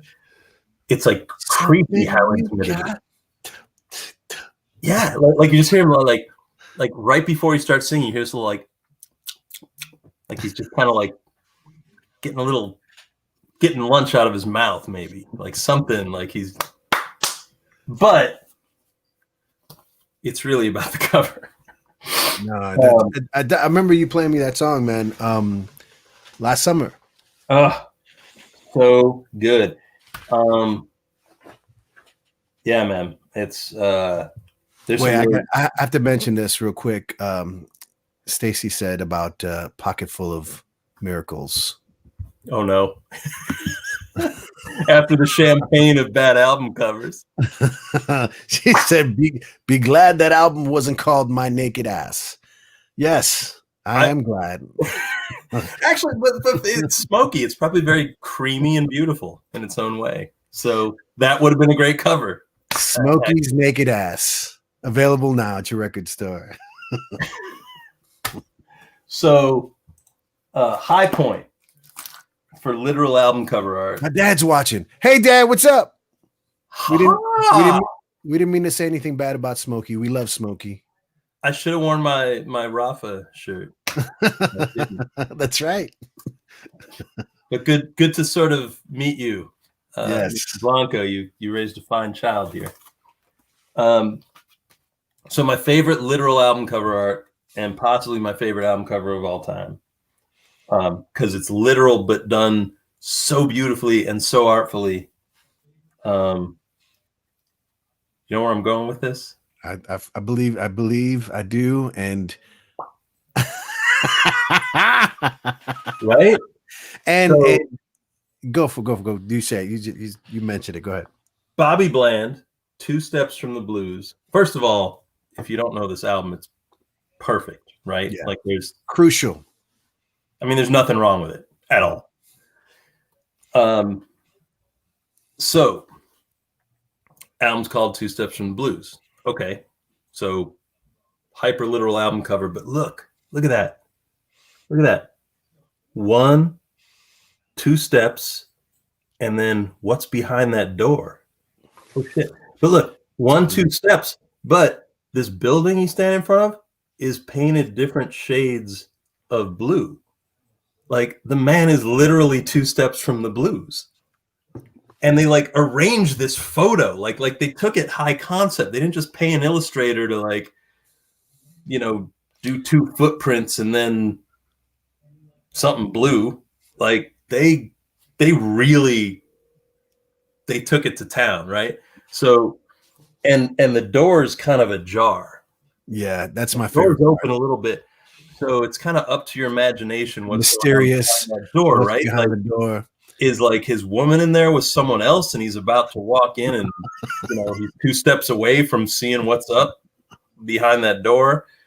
That actually could be his manager's office. There's all kinds of bad things that could happen there. But I just like I love that he's like, and the thing too is, if you look at that, like, okay, there's two stairs there, but he's already got his foot on one of them. So it's like one step, two step, blues. And the other cool thing about this record, or this cover, look at that's getting weird here with the reversal of the camera, where the selection number is written and where his name is written. The designer did that in perspective. This is before Photoshop, right? So they did the lettering in perspective, so it just integrated perfectly into that background. And this, like, and the crazy part on Bobby's face. Look at that. No, he's he knows. I'm ready. I'm ready. Whatever's behind that door, I'm taking care of it. And I'm gonna do it. And here's the crazy part. I have that album, right? But my version is black and white. Right. And this is a whole thing, because I had that record too. I had that version of that album too. It was the one that MCA reissued in the mid-late 70s. And there's a couple of things I find super offensive about that. It's like, why? Why did they do First of all, how cheap are you? You're not going to pony up for a color cover. This is one of the critical, quality, reputation.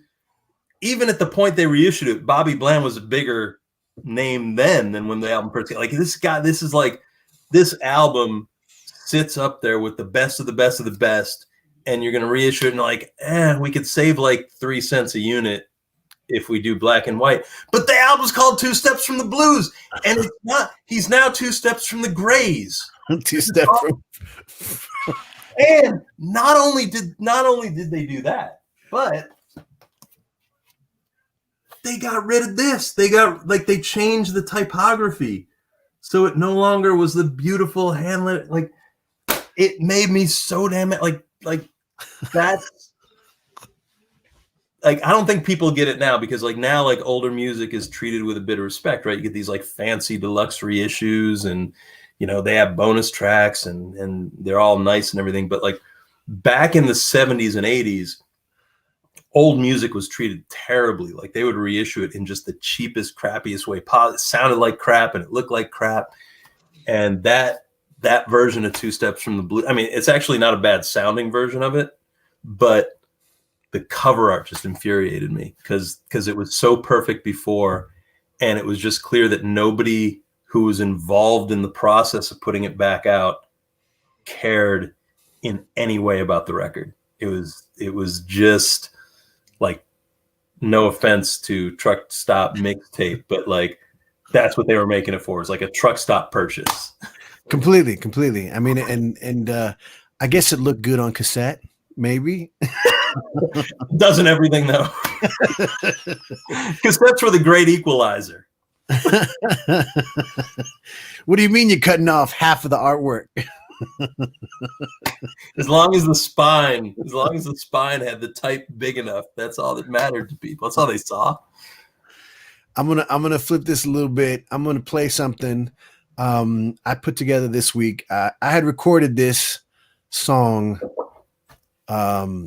I want to say around 10 years ago, because I had this crazy idea to do a cover band. You kind of inspired me to play this song because of the Ovi Wright record, but I was inspired. I just wanted to make a cover band. This is like a weird, stupid kind of such a like little small, particular niche audience, and a cover band that just played songs from either Prince, Bowie, referring to him as the Thin White Duke, or Queen, and called the band the Royal Bastards. But the versions that we would do would not be the original versions of the songs. It'd be Prince songs reimagined through classic rock songs. See, I thought you were gonna like shake it up, where it was like you would do Prince in the style of Bowie in the style. There was one song that was like that. Mix them up. But this is just one because also it was Lemmy's birthday from Motorhead. So this is Ace of Spades. Well, this is actually I Would Die for You. done with Ace of Spades. And thankfully, I didn't put myself in this video, but you should check it out. This is Royal Bastards.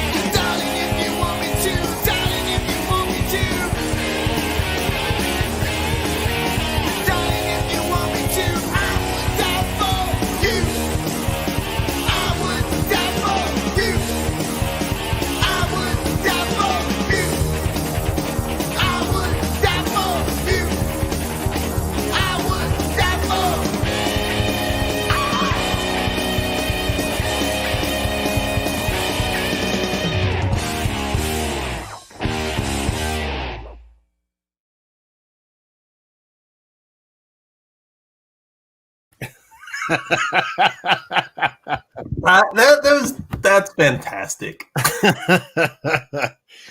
Yeah, you know, we were just talking. It's insomnia. It's insomnia. I can't help it, but No great music ever came from sleep. that's right. But it was amazing in my dream. Well, I guess McCartney claims he wrote yesterday in a dream, and I guess Keith woke up with the Satisfaction riff. So maybe I'm completely wrong. You gotta wake up, put it on, put it to tape, put it to tape. You got. Let me. You know what? My dad was on. Hopefully, Pops, are you still on? Dímelo, papi, tú estás ahí? Dad. All right. Let me know you're here. Let me know you're alive. It's 11:11 on the East Coast, so you might be out. But if you're not, I wanted to show a couple of album covers here real quick because once you busted out the albums, I had to go get some, and the only thing I can think of is recently I did this Johnny Ventura cover because growing up for me, Christmas time was all about merengue, just family gatherings and people pushing furniture aside and getting loose. And I'm not going to get into the details of these albums because they're not necessarily obvious as will be right and as classic. But I don't know if you can see this. These are just my favorite Johnny Ventura records, and I'm just gonna flash them real quick so you can see. This is early 70s. Of course it is. Tu sabes que yo vine, which means you know what I came here for. Do I though? And he says, and the backside says, "I'll tell you later." Wait, you know what I came here for, but I'll tell you later. But I'll tell you later. Yes. You know what I came here for, or maybe you don't. I'm going to tell you later. But I'll tell you later. I'll tell you later. First, let's compare notes. Maybe you're right. You know what? We do a little dance first, get loose, and see what happens. And I'll tell you. Do a little dance. Make just a little love. Just a little. And get down tonight. Hey, that's right. Hey, that's where he got it from. This is not necessarily spectacular in any way, but it's very 1974, I guess, is when this album came out. It's a good use of 1 point perspective, and it looks a lot like the Car Wash album cover. Oh my God, the Car Wash album. Good movie, man. We lost Joel Schumacher. Did a couple of bad Batman movies, but he did some good stuff. But as we talked about earlier, if you like the Joel Schumacher Batman movies, you will love Wonder Woman 84. That's not a compliment. That's not Here's the thing. My college roommate made a really great point. I was in art school. He was in architecture school. And he said, it was very profound, there's no piece of art so terrible that everybody hates it. So there are people out there who are defending the Schumacher films as we speak. And they're probably also out there defending Wonder Woman 84. I'll defend Wonder Woman 84. I can't defend those Batman movies. Hey, I'm whatever. I'm not going to get into it. Batman's right. But this is Johnny Ventura. Yo soy el merengue. He is the merengue. Oh, see, look at that. Wait, but bring that closer. Look at that.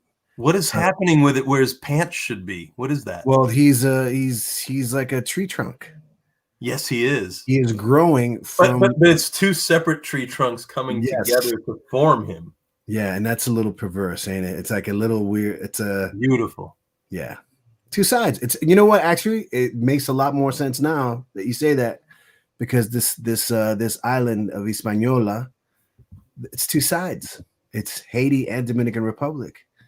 And I think there's a little deeper meaning going on here. That is crazy, stunning. That's like David Allan Coe would be jealous of that album cover. Wow.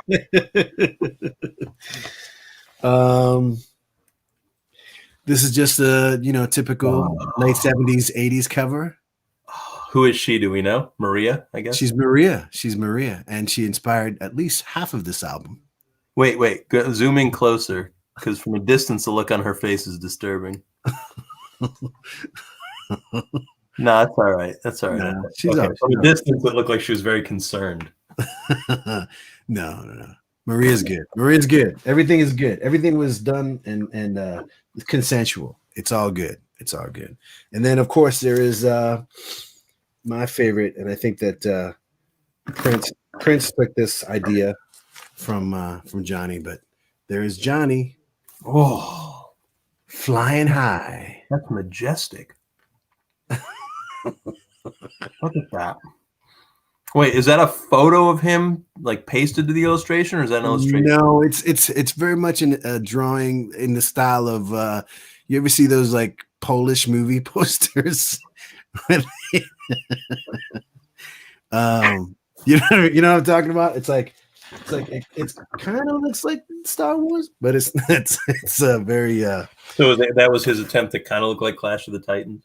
It was definitely something, but something futuristic and still kind of mythical.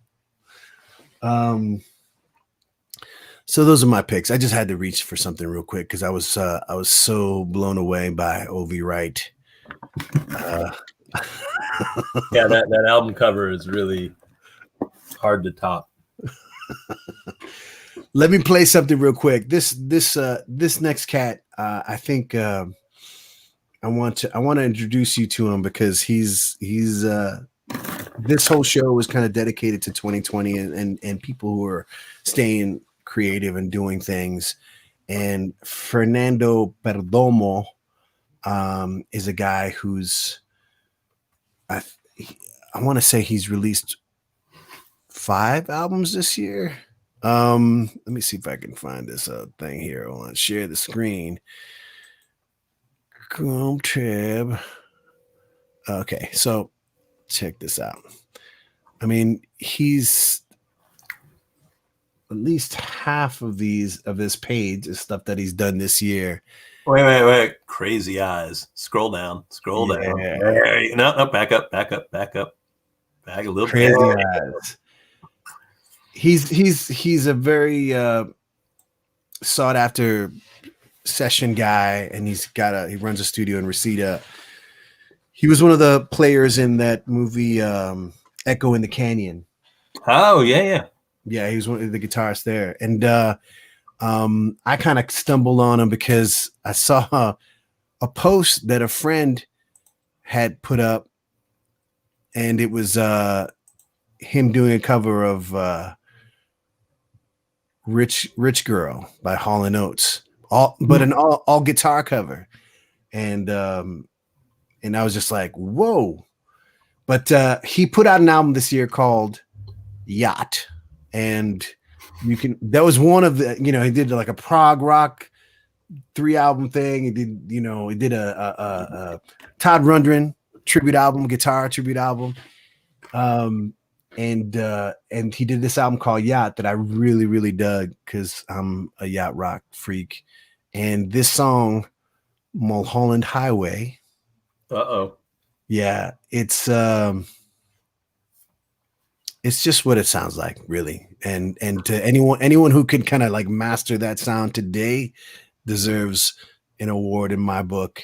He didn't have a video for the song, so I just took some images and threw them together and made a video. So I hope he doesn't get angry. Fernando, I love your stuff, man. Don't get angry. Let me play a video. This is called Mulholland Highway by Fernando Perdomo from his album Yacht. Please go find it. Support the guy. I prefer to pronounce it Yacht. Hey. Did you say yacht? Yacht. Oh, yacht. Yacht. Would you like to get on my yacht? In the original Yiddish pronunciation, Yacht. That's right. It was in the last scene from Yentl. I remember that when that's why Barbara moved to Malibu. That last scene in the boat. It was a yacht. It was a yacht, right? Yeah, I love that. That was great. Fernando, here you go. Mulholland Highway.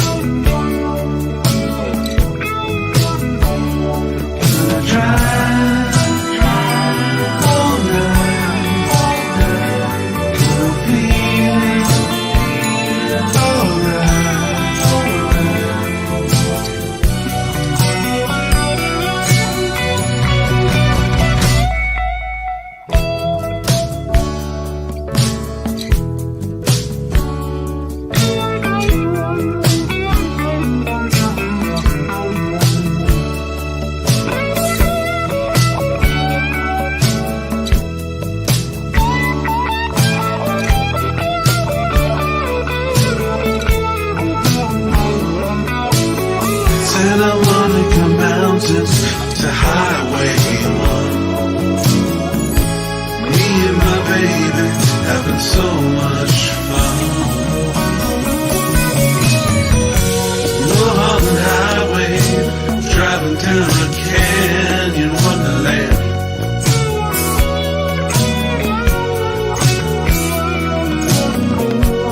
Mulholland Highway, driving through a canyon wonderland.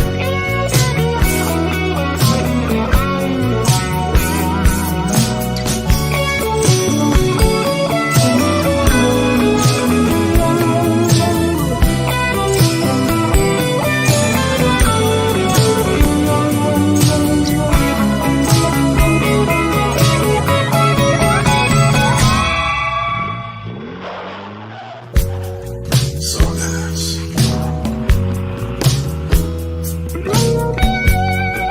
I can drive on it.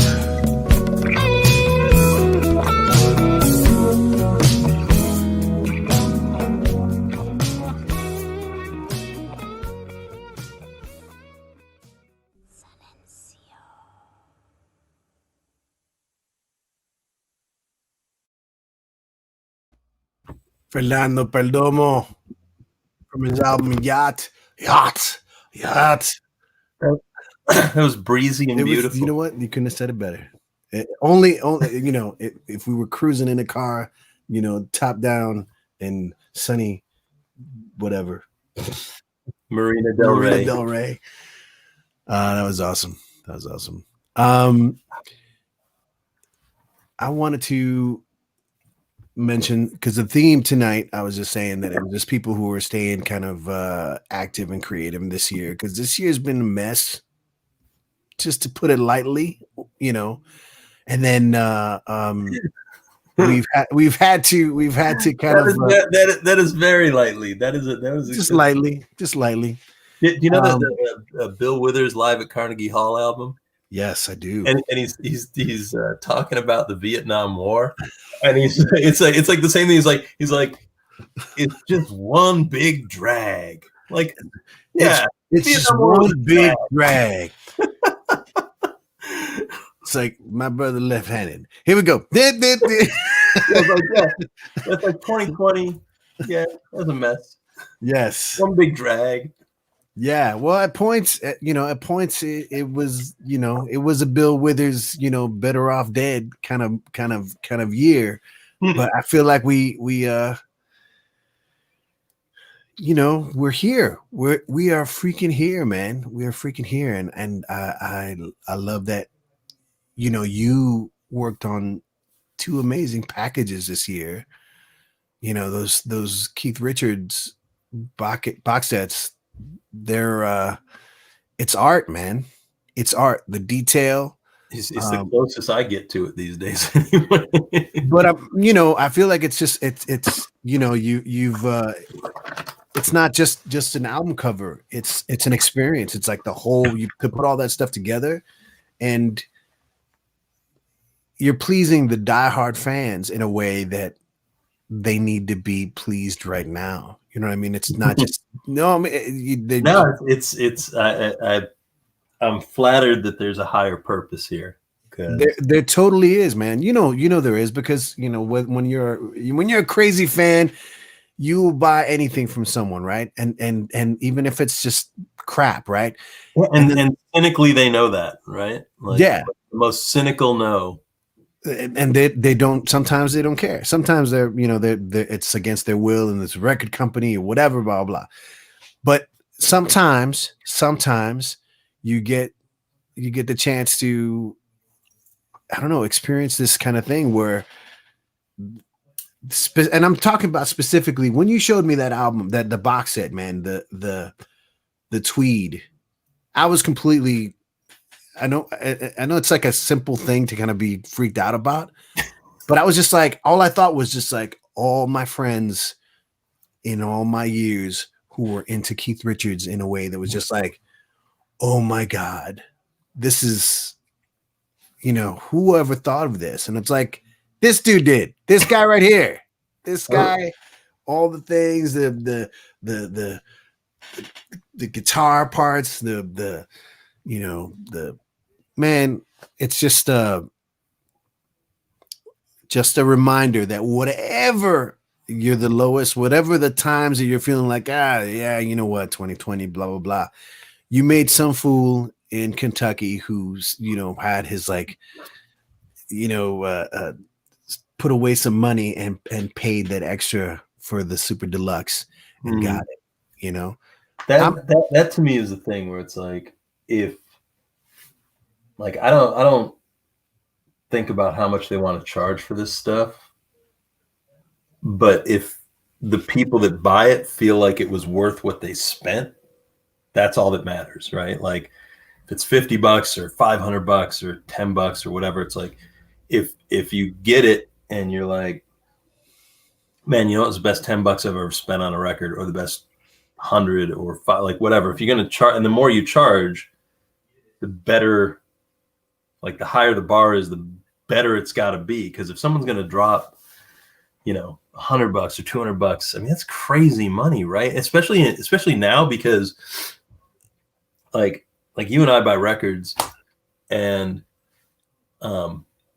it's probably best we don't put it in this perspective, because we will feel worse about ourselves. I'm going to say it anyway. That like one record, right? So for a new record, I'm not talking the dollar bins. I know your love of the dollar bin, so I'm not going to dismiss that. But please don't.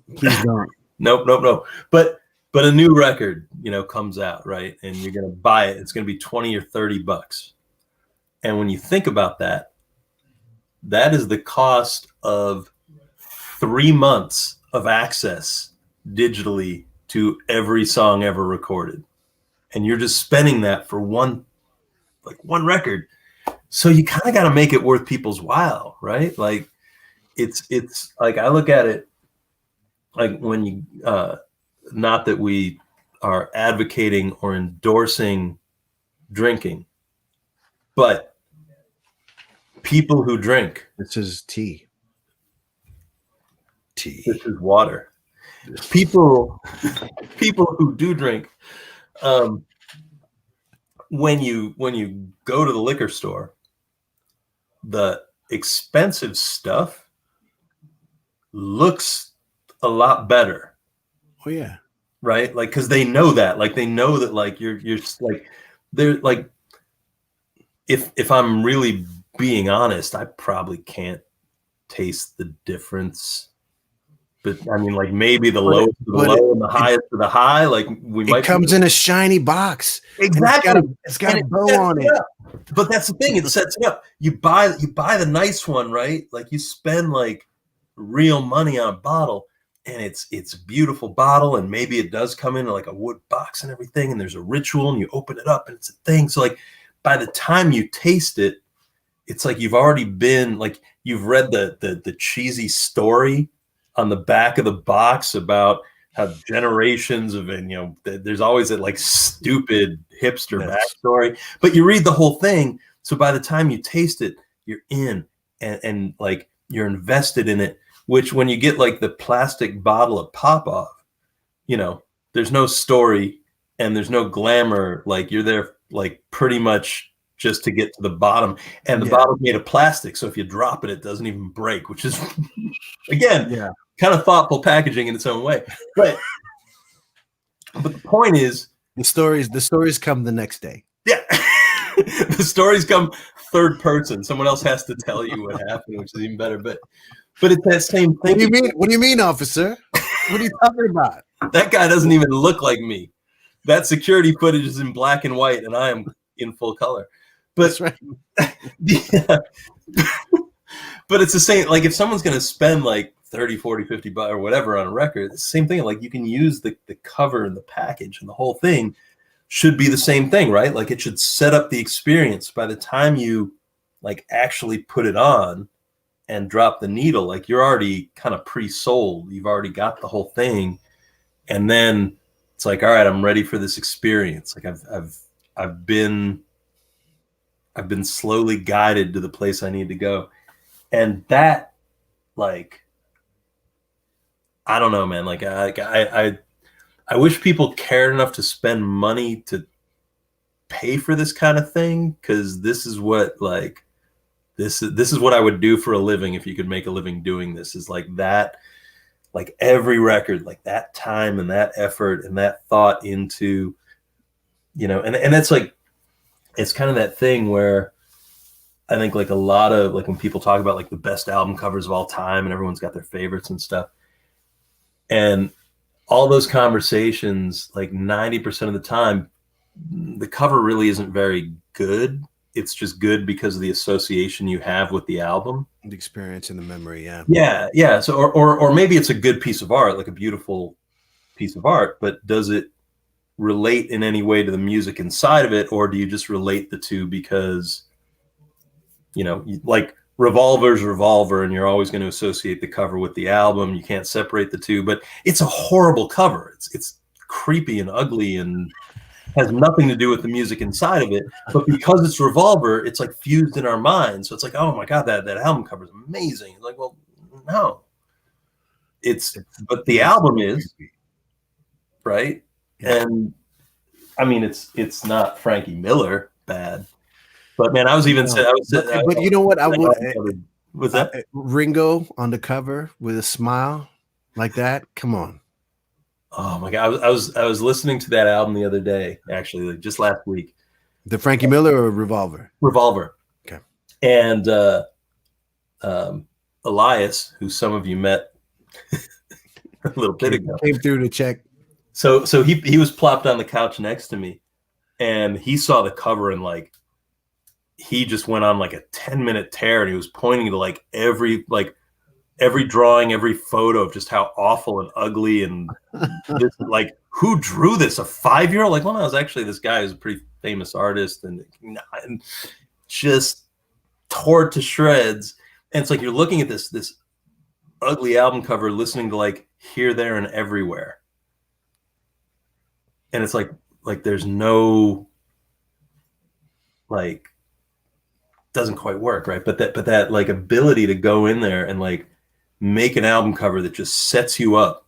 You look at it and you're like, all right, like a great movie poster or whatever it is. Like, I know what I'm walking into because the artwork sort of acted as my introduction to what I'm going to hear. And that's the dream. It never happens. It doesn't happen often, but when it does, oh man. It's a lost art. It's a lost pastime. It's something I wish, and I know that people actually during this year, and I've spoken to people about this because I posted something a week ago. The art of sort of like sitting down with the album and looking at the artwork and listening to the entire album without interruptions, not on shuffle, beginning to end, flipping the album over. I mean, even now that I know that vinyl's got this sort of resurgence and people are digging it, or the hipsters are digging it, and it's all cool. But it's just, I still imagine that people are not doing that, like not putting on the record, or the first time they get a record, just putting it on and listening front to back. I mean, actually, you know what? I say this, and I'm not being accusatory in any way to anybody, because I just did the same thing yesterday, because I got a gift from someone, a record, and I put this record on. Special someone. A special someone gave me a record. No, I put this record on, and I had this thing where it's just like I put the record on, and the first song just blew me away, and it put me in a place where I was so messed up instantly that I listened to the song 17 times in a row, and I just kept lifting up the needle, putting it on, lifting up the needle. And after 17 times, I had to go to my computer. so I wouldn't have to physically do it. So I get the, I have that record right here, by the way. Right. Okay. So since we're talking about artwork, yes. Right? I'm not going to say much about the front of the record. It's fine. Whatever. You can clearly tell that his name is Ralph Graham and the album is called differently. So I guess it does. Differently. So there's 3 reasons I bought that record. So I gave Gio this record as a Christmas present because one of those And, records. and I haven't thank you enough yet. Thank you. You're welcome. So it's a record, as I was telling you. Didn't have a big hit. You can find it super cheap at any used record store, pretty much. You don't tell that to people you gave a gift, by the way. You just I'm kidding. To find it in that condition. To find it in this condition, almost. So it's a record like I always find it like if I'm in like a store with a good R&B section. I'm not going to say any record. Like they got to have like a solid R&B section, but every time I come across it in good shape, I buy it because it's just one of those like records I want to give to people and they've never heard it and everything. But the first time I came across it, I bought it. I never heard anything on it, but I bought it for 3 reasons. First of all, it was on Sussex Records, which was Bill Withers. Staying on brand and on theme tonight. Exactly. So Sussex Records, Bill Withers, Zulema Rodriguez. There's a label that did not last long, but they put out almost exclusively great music. So I was like, all right, it's Sussex, it's R&B, it's early 70s, probably pretty good. Flipped it over, saw that Ralph wrote most of the songs on it. And I've got this thing, there's like a sub genre of 70s R&B that's kind of the singer-songwriter-ish stuff that like Bill Withers is probably the best example of. But like Womack fits in with there, and so that was reason number 2. But reason number 3, since we're talking about artwork, hold up the photo on the back cover. Yeah, this is the beauty. Look at this. Like I picked it, like just that they put a photo of him weeping on the back cover. I was like, I gotta hear. I'm buying this record. I gotta hear it, and it was like it lived up to everything I wanted it to be. And now you've got it, and like I said, I still haven't listened to this record. I'm still stuck on this song, and I'm gonna get there. I'm gonna get there, but it's just that I swear, I got to play a little bit of the song because it's just the.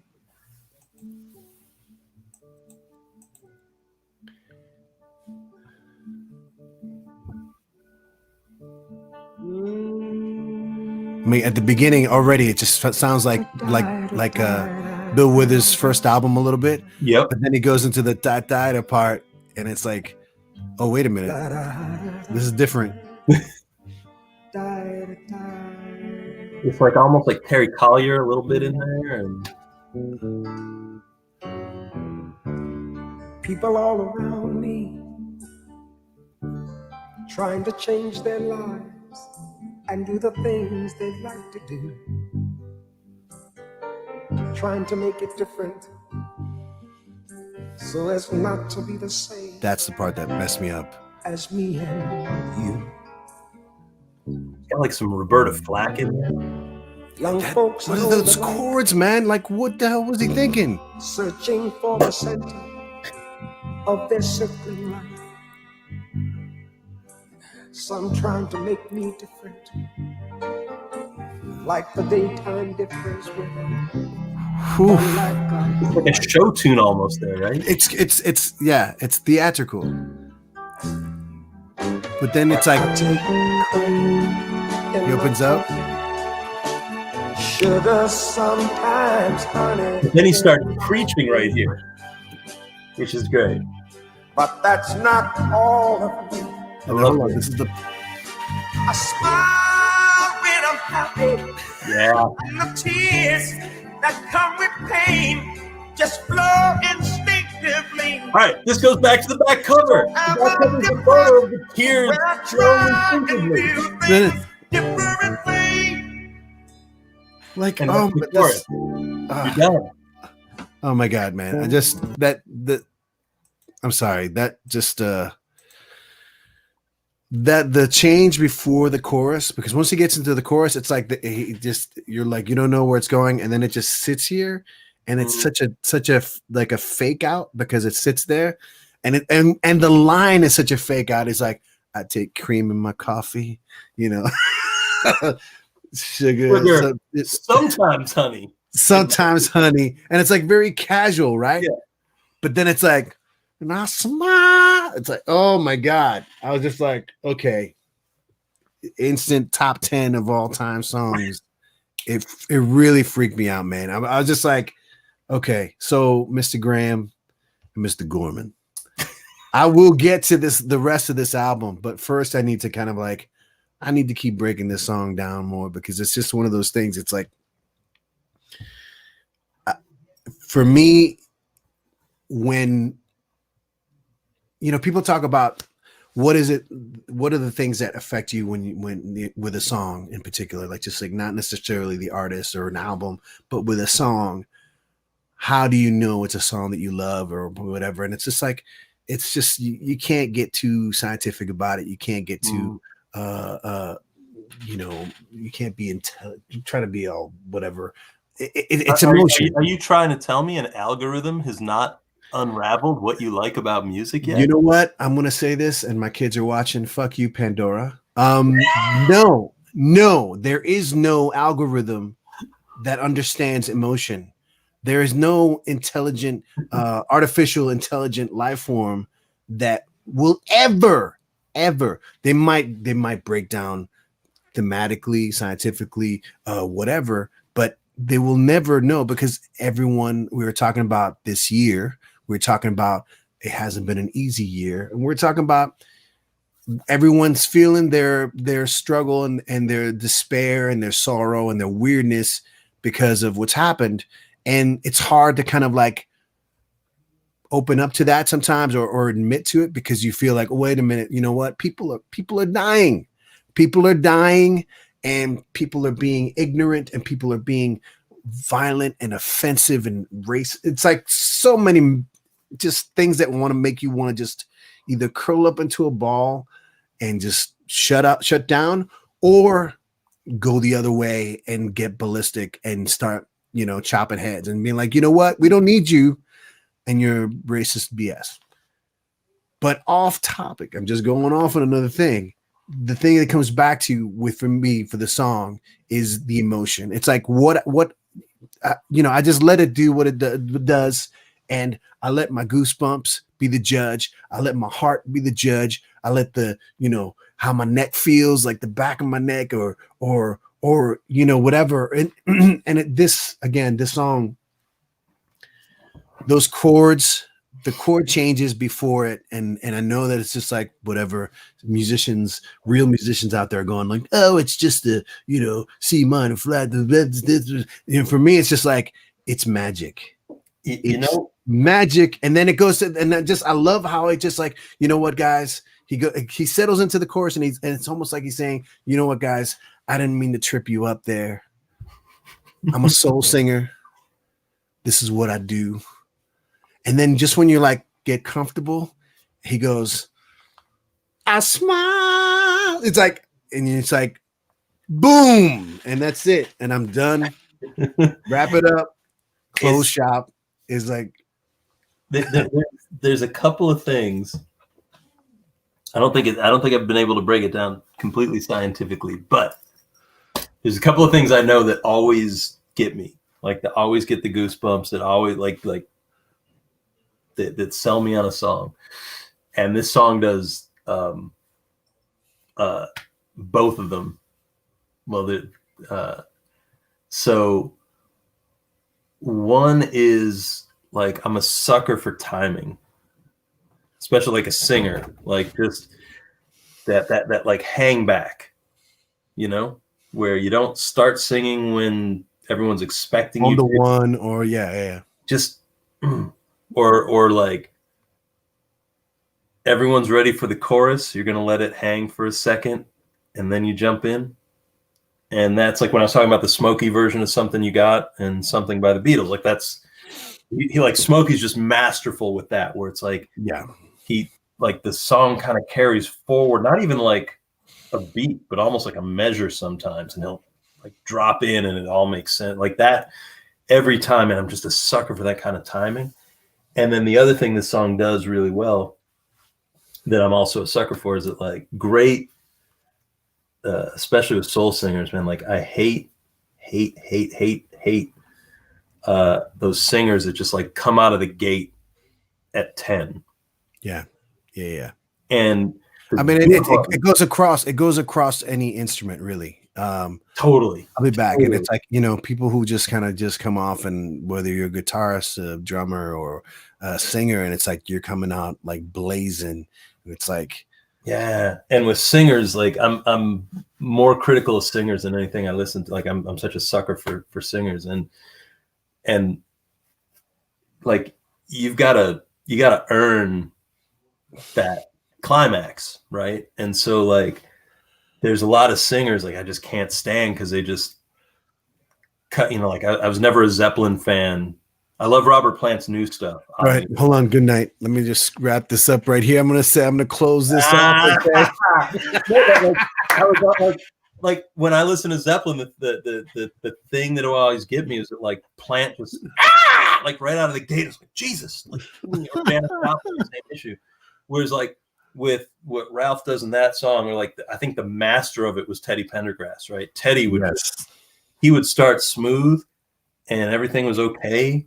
And unless he was telling you to do something. Come here, woman. Turn off the lights.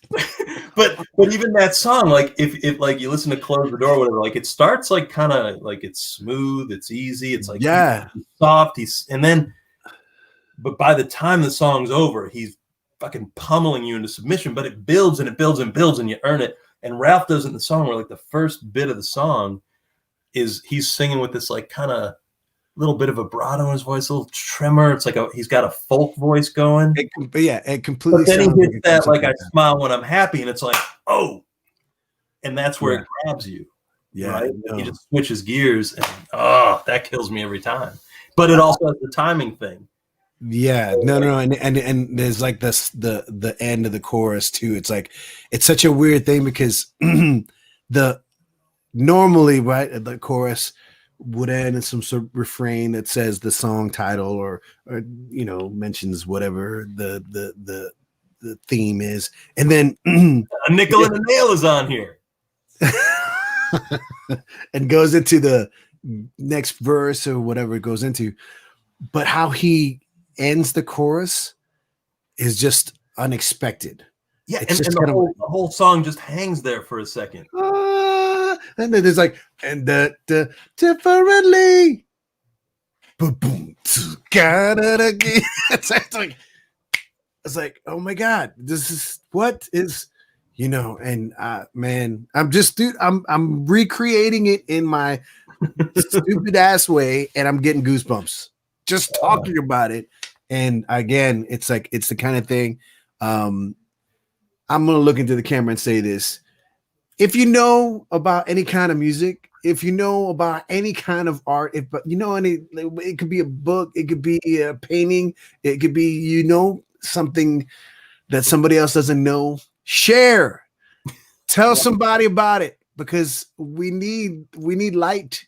We need this sort of like, oh my God, we need this right now. And I can't say this enough, man. This is the kind of stuff that gets you through the day. And it's that duty of like, you know, like the McCartney record. Let's go back to that. Like, whether you dig it, you don't dig it, like nobody needs us to tell them it's a good record because he's on Good Morning America, and he's like it. Like you can't escape it. And if you're and music is free, right? Effectively, so like. If you're the least bit curious about the new Beyonce record or the new Paul McCartney record or the Kendrick, like you just go hear it and you can judge for yourself. But like, I think it's our mission.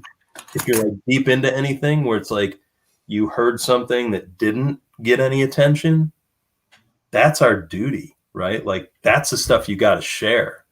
You know, Zeppelin, McCartney, Beyonce, like they don't need us telling the world how good they are, but the Ralph Grahams do, because there's no one out like Ralph Graham isn't on Good Morning America. Ralph Graham wasn't even on iTunes until about 3 months ago. That record finally and they didn't even get the cover right. It's crooked. When you like it's so that's how like little attention is being paid to a guy like that. So if it's like, if I can hand that record to you and you can, play it on this show or turn other people onto it or start singing it, like it's like that's like those are the things that just always light me up. It's like that I like it just ain't the same like getting a Spotify playlist and there's like a couple of songs in there that you hadn't heard and like, oh, that's a really cool song, but it's not the same like you're saying, like you sit down, you're just headphones on or you're sitting between the speakers or whatever it is, and that's all you're doing, right? Because I think that's the big difference. All this other stuff we can talk about quality of the music or the vinyl or big difference between now and then is music now is in the background. It's a passive experience. Yeah. And that's what changed. That's what got worse. The music isn't worse. The sound quality people are still making good records. But it's like we got worse because we all decided like music's free and I can have it like 24/7. Just here's a playlist that's 6 hours long, and like you don't pay for it really, but like I don't know if we might have talked about this before. That whole thing about back when we had to pay for music, and especially when we had to pay for music when we were like maybe working as busboys and stuff. So if you bought an album, it was like that was real money, right? Oh yeah. No. So you bought a record, and if it wasn't very good, you still listened to it like 50 or 60 times. And yes. by the time you were done, even if it still wasn't very good, you knew every song and you couldn't hear one without the beginning of the next kicking in. And like, or maybe it was like the cassette or the CD or whatever that you only had like 6 or 7 in your car at a given time. Or like if an artist you really loved put out a crappy record, you got mad because like you were waiting. I paid you $12. I remember when I was like the album that always comes to my mind, because when I was a kid, I was a huge Adam and the Ants fan. Oh Lord! I remember when the Strip album came out, and I got it day of, and I was mad at him for a year.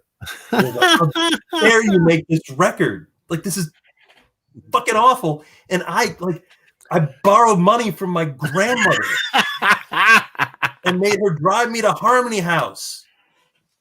And I brought it to middle school the next day to brag that I had it. And it's terrible. And it's embarrassing. And he let me down. And you don't do that now. Like a new record, like something drops. No. But here's the flip side of that. Like here's the flip side.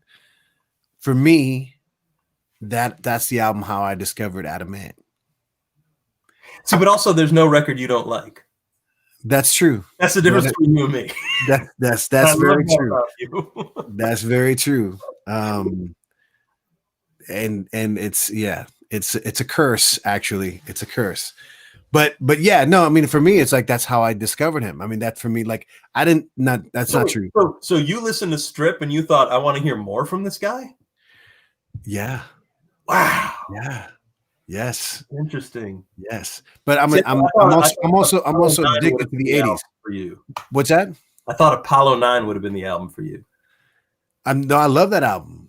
I love That's Ant, a Bowie record. I love Ant music in general, but it's just sometimes the way in is the way that you kind of cement. What is that? This is the import only box set. Every album with at least a dozen extra tracks, plus another disc of unreleased stuff. Whoa. Okay. I'll bring this over next time. I want to say just to kind of stay in tune with what we're talking about and recommendations and how it's our duty to share things. online, and I mentioned this earlier tonight. There's a documentary on Netflix called Rompan Todo, Break Everything, and it's about the history of rock in Latin America, and it's caused a lot of controversy. People are just like, are loving it. I've seen the first 2 episodes and I think it's great, but people are kind of mad about the things that they've left out. Just like any sort of bio. For example, I haven't seen the Bee Gees movie, the documentary yet, and people are saying, "Oh, you're gonna die when you see it." But my shock, and I haven't even seen it, was that they left out the whole Sergeant Pepper debacle. Not a mention. It's literally it's literally not even like casually dismissed. That's insane to me. They pretend it never, in the same way that like, I don't know, in the same way that an Inconvenient Truth never mentions UFO sightings. It's just like these have nothing, like it's not even like they like it just ain't even addressed. They just skipped that part. The only movie that the band ever participated in, like on screen. Yeah, I know. The album that many people claim tanked the record industry for so long that it took Thriller to revive it. It's like you can't forget whether it's good or bad. Like, it was such an important thing in the history of the industry and that band, and they talk about in the doc like how their career got ruined because of the disco backlash. I know. And I would argue that's not what ruined their career. They spent all this time in the documentary, you get like 15 minutes talking about the disco backlash and how it totally crushed their career and they had to write for other people. And the reality was, no, man, it was Sgt. Pepper ruined the careers of everybody who participated in it. Yes. With the exception of Earth, Wind, and Fire. And Aerosmith. White was smarter than the rest of them. And they asked Earth, Wind, and Fire to be in it, and Maurice White said, "All right, 2 conditions. We're going to perform our own set in our own style, not acting, not being part of this madness. There's going to be an Earth, Wind, and Fire show, and you'll see Earth, Wind, and Fire play. We're not going to play on top of a pile of money." Exactly. And that they got to release their song as part of their before the movie. Ooh. They released "Got to Get You Into My Life" before anything else happened, and they included it's the only song that was that actual like hit from that record, from the soundtrack. Yeah, I guess so. Yeah, it's the only one that survived, right? Yeah. I mean, look, from again going back to Strip, I love that record. I love Sgt. Pepper. It's how I got into the Beatles as a kid, as a 7-year-old who, saw this album cover and thought it was cool, and in the movie, and I was sick one day and my mom had to pick me up from school, and on the way from school we had to walk by Journal Square, Jersey City. Anybody who's familiar with Jersey City, and there was a noon showing of this movie. And my mom said, "You want to just go see a movie, whatever?" And the movie completely messed me up. I mean, I was young, 3 years younger, 4 years younger than Elias is now. And it just, to the point where I got the album and I took it to school, and I'll never forget this, man. I mentioned this before, maybe to you, but, it was like show and tell, like, hey, bring something for show and tell, whatever. And I brought the album in, and my teacher stopped me. She's like, no. This, you have to, the Beatles. You can't show this album. So even your teacher knew it was bad. Even my teacher, like traumatizing a 7-year-old, just like holding up. I'm like, hey, this is the best thing. And she's like, no, it's not. It's not. You got to go to the Beatles records and find this, whatever. And as good as Steve Martin is, you really want to hear McCartney sing that song. But again, I just feel like it's just everyone has their own experience. Everyone has their, their Well, own. it's the entry point, right? Yeah, it's the entry point.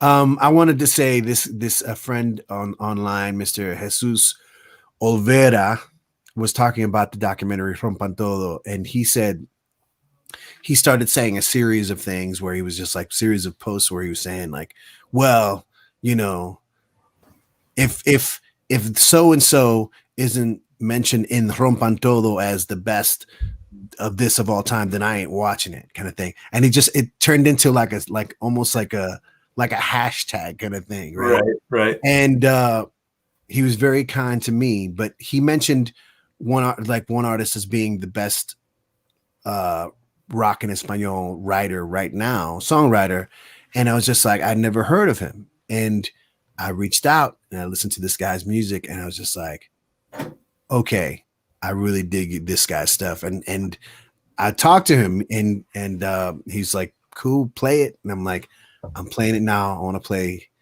Cesar Zayas, and it's just like it's psychedelic pop. I think you'll dig it, but and the video is insane, and again, people making new music in 2020 and showing old dogs like me that it's still good. It's still good, man. There's still magic. Here says as science with reckless child.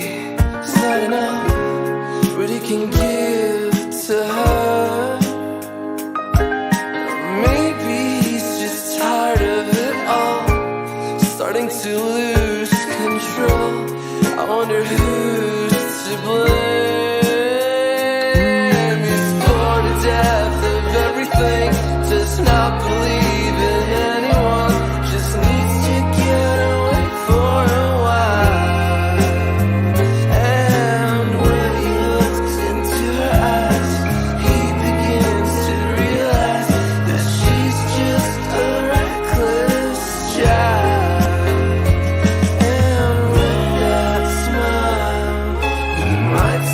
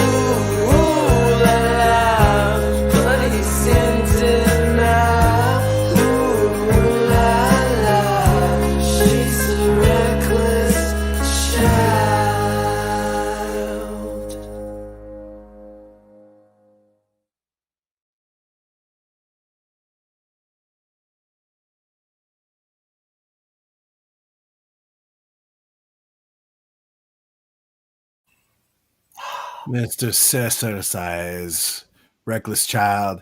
Like I said, thank you, Jesus Olvera, for recommending that. I listened to a few of his other songs and I really dug it. And check him out online and support new music artists doing their thing. David, thank you, man. Thank you for hanging. I appreciate. I have to say real quick. We got another donation, and I know that this has been. I haven't been pushing it as much as I usually do, and I mean to do it more because I'm trying to get us together with this with the Feeding America, and they're doing such a good thing, and I don't know, 2021 seemed like a good number to try to reach. Maybe, you know what? I should say, look, we managed to do this at this point, $1,756. 1,756. That ain't bad, man. That ain't bad for some old dude playing some weird music and hanging out with his friends. That ain't bad, man. Not bad. Not bad at all. That ain't bad. But I want to thank Erin Marie of Empty Seat. She just made a donation. Erin, you rock. Thank you so much. And anyone else who wants to make a donation, the information is down below. It's always running. But go to truckstopmixtape.com and give a little love. Give a little love. I thought you were going to go full give a little bit there, but you didn't. No. I couldn't get the rights. And I couldn't get the heights. Give a little bit. Oh, I can do that. You know what? I'm gonna play another song real quick because again, man, doing this thing, being able to do this thing, because of the pandemic and because of being quarantined and figuring out like, okay, what do we do to kind of still feel like ourselves and feel like we're participating and collaborating with the stuff that we love and La Llorona. By the way, look, this is a plug for La Llorona. I don't even know, that's like whatever company made that, and they could probably be like it's the only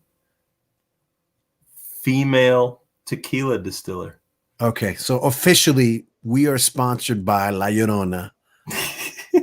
Go buy their tequila, and La Llorona just keep on supplying us because we appreciate your work. I think it's appropriate. I want to play this next video real quick because this is a friend of mine, Greg Hernandez. We go back. We used to play this. We went on tour actually. He used to be in a band called Mezcla, and he's just a crazy dude, and he travels the world, but he's been recording songs with some friends online, and this cover of a Neil Young staple, I don't know, I found it like really kind of laid back and cool, and these are the COVID Bandits, Greg Hernandez, Bernard Hoyos, and listen to the song. It's a great song. It's a classic, but also chill with these cats for a minute because they're enjoying it, and as should you. COVID Bandits, the COVID Bandits with Old Man. Fuck yeah. 2, 3, yeah.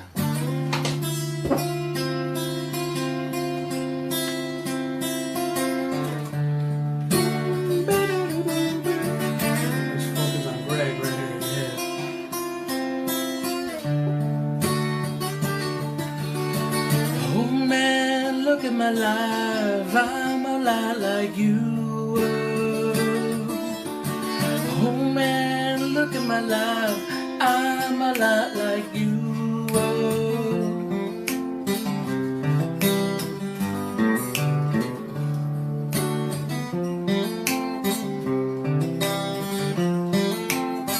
Oh man, look at my life, 24, there's so much more. Live alone in a paradise and make me think too.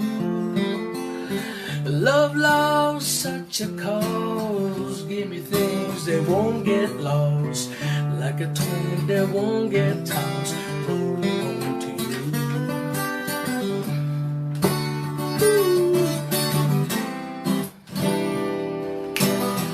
Oh man, take a look at my life. I'm a lot like you.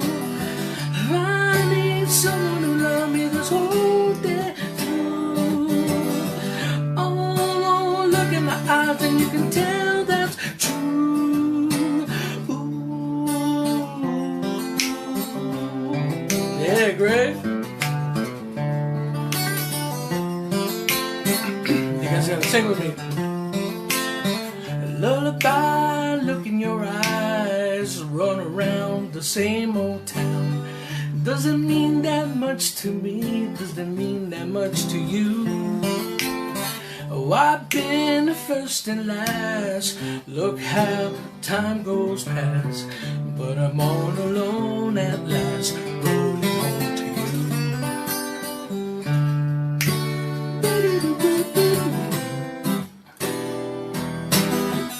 Oh man, take a look at my life, I'm a lot like you. I need someone who loves me the whole day through. Oh, look in your eyes and we can tell that's true.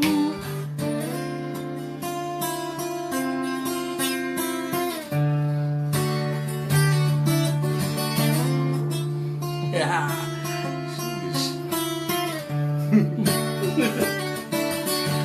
Oh man, look at my life, I'm a lot like you were. Oh man, look at my life, I'm a lot like you were.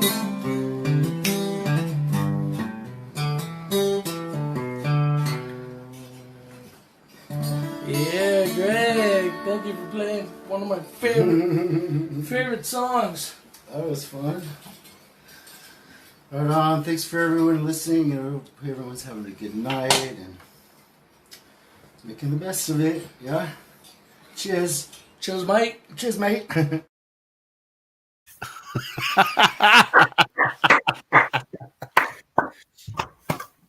Greg Hernandez, Bernard Hoyos, the COVID brothers. Again, man, I love watching people having a good time doing what they're doing, and Bernard was feeling it, and like you said, Greg had the hat.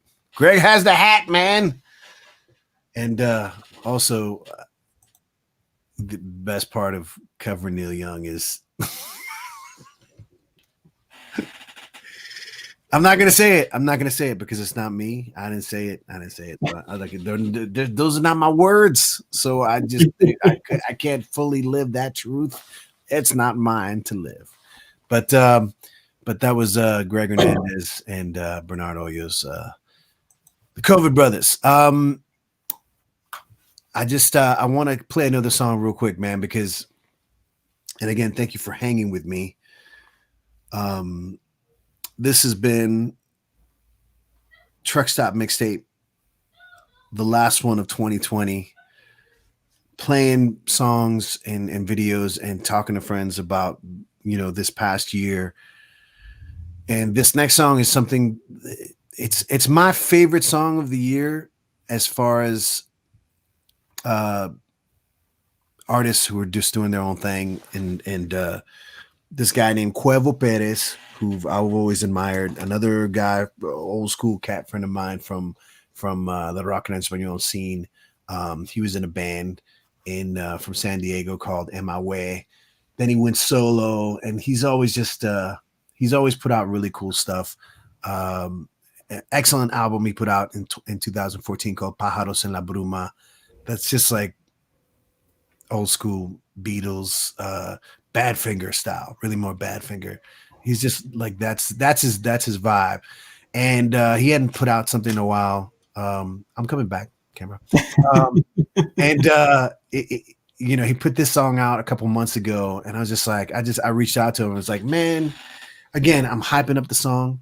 It ain't all that, man. It just feels good, so good that that he didn't have a video for it. He said he was planning on a video, but of course, COVID. And last night I just decided, you know what? I'm just gonna grab some footage online and I'm gonna throw something together for you, man, because I love this song so much. And again, not hyping the song, not hyping the video, but I'm hyping the artist because he deserves it. And Cuervo Perez with this song. And we find the video. So many videos that I was supposed to play tonight. Here it is. Lago del Olvido, the lake of like forgotten dreams. Here we go.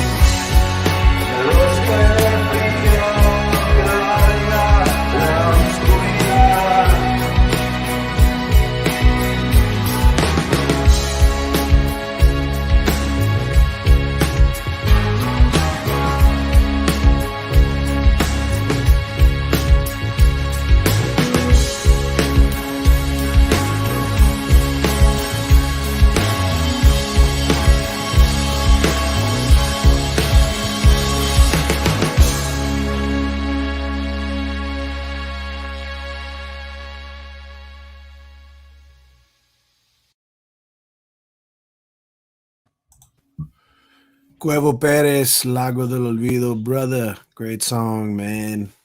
Fan for life. Fan for life. He's good. Yeah, man. And good stuff, man. It's important to like just in the way that you recommended, you always recommend the good stuff. It's always good for me to kind of see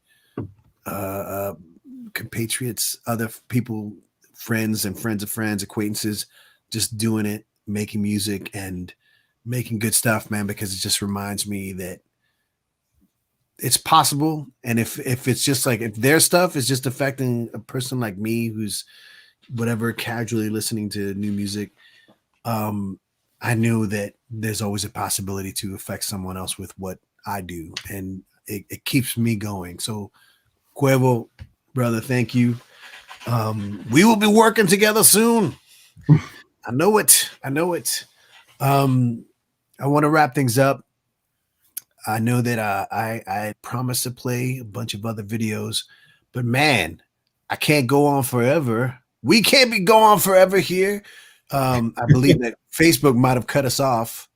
When you go too far, when you go too long, they are like, "Hey, man, that's enough of your Dominican American fat ass talking stuff about music." But I really, really appreciate you hanging with me, sir. It was educational, it was entertaining, and most of all, it was delicious. Thank you very much, man. For real. If I can ask you one last question, maybe it's a 2 or 3 parter, but if there is anything we or you've learned in this past year that you think that you might be able to take into the new year, and make the most of, what do you think that is? What do you think? What do you think that this year has taught you or showed you that you might be able to go, okay, 2021, I'm ready because of this? Man, I got to sit on a mountaintop with that. Well, take nothing for granted has come out of this year. And I don't know, man. I think I'm oddly going into 2021 a little bolder, a little just like more confident, maybe a little more comfortable with who I am. And some of that's just internal work, but some of it's just when all this stuff goes wrong and you're just back with like your people, handful of people that you can talk to these days, you being one of them, obviously. But I don't know, like in a weird way, I've found like quarantine to be a little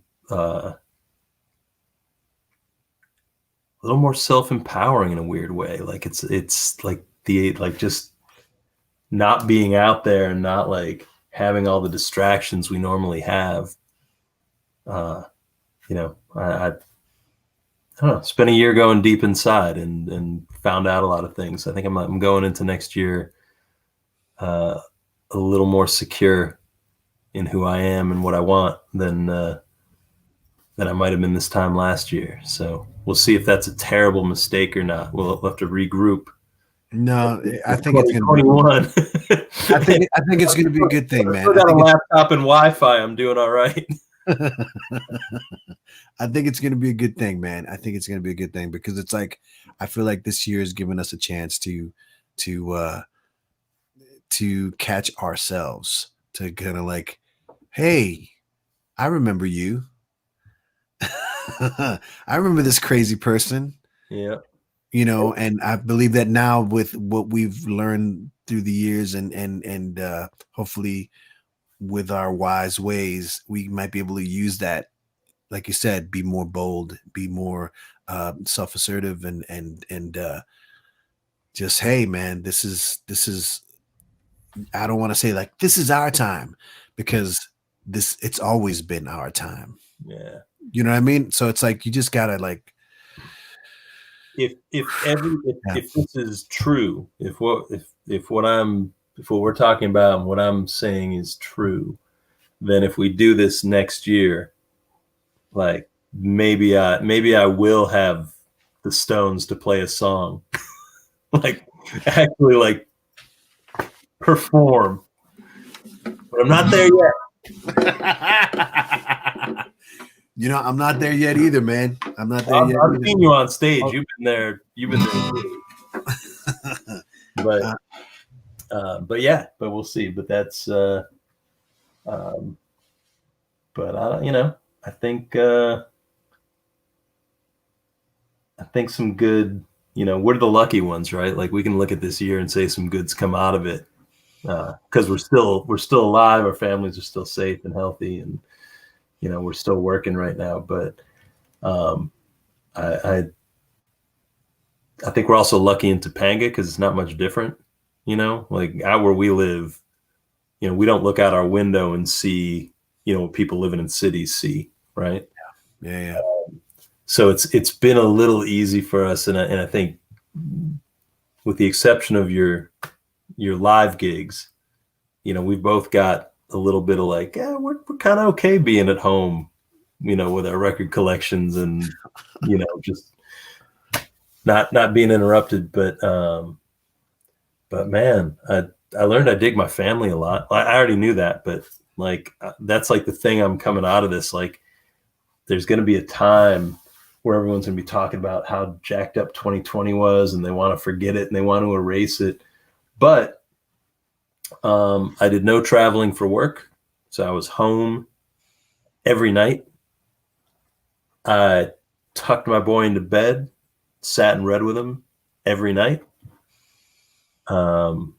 Cooked dinner virtually every night with my family, and like there's some stuff about this I think I'm frankly going to miss when we get back to the routines. So there's a little piece of 2020 that I'm going to hold on to.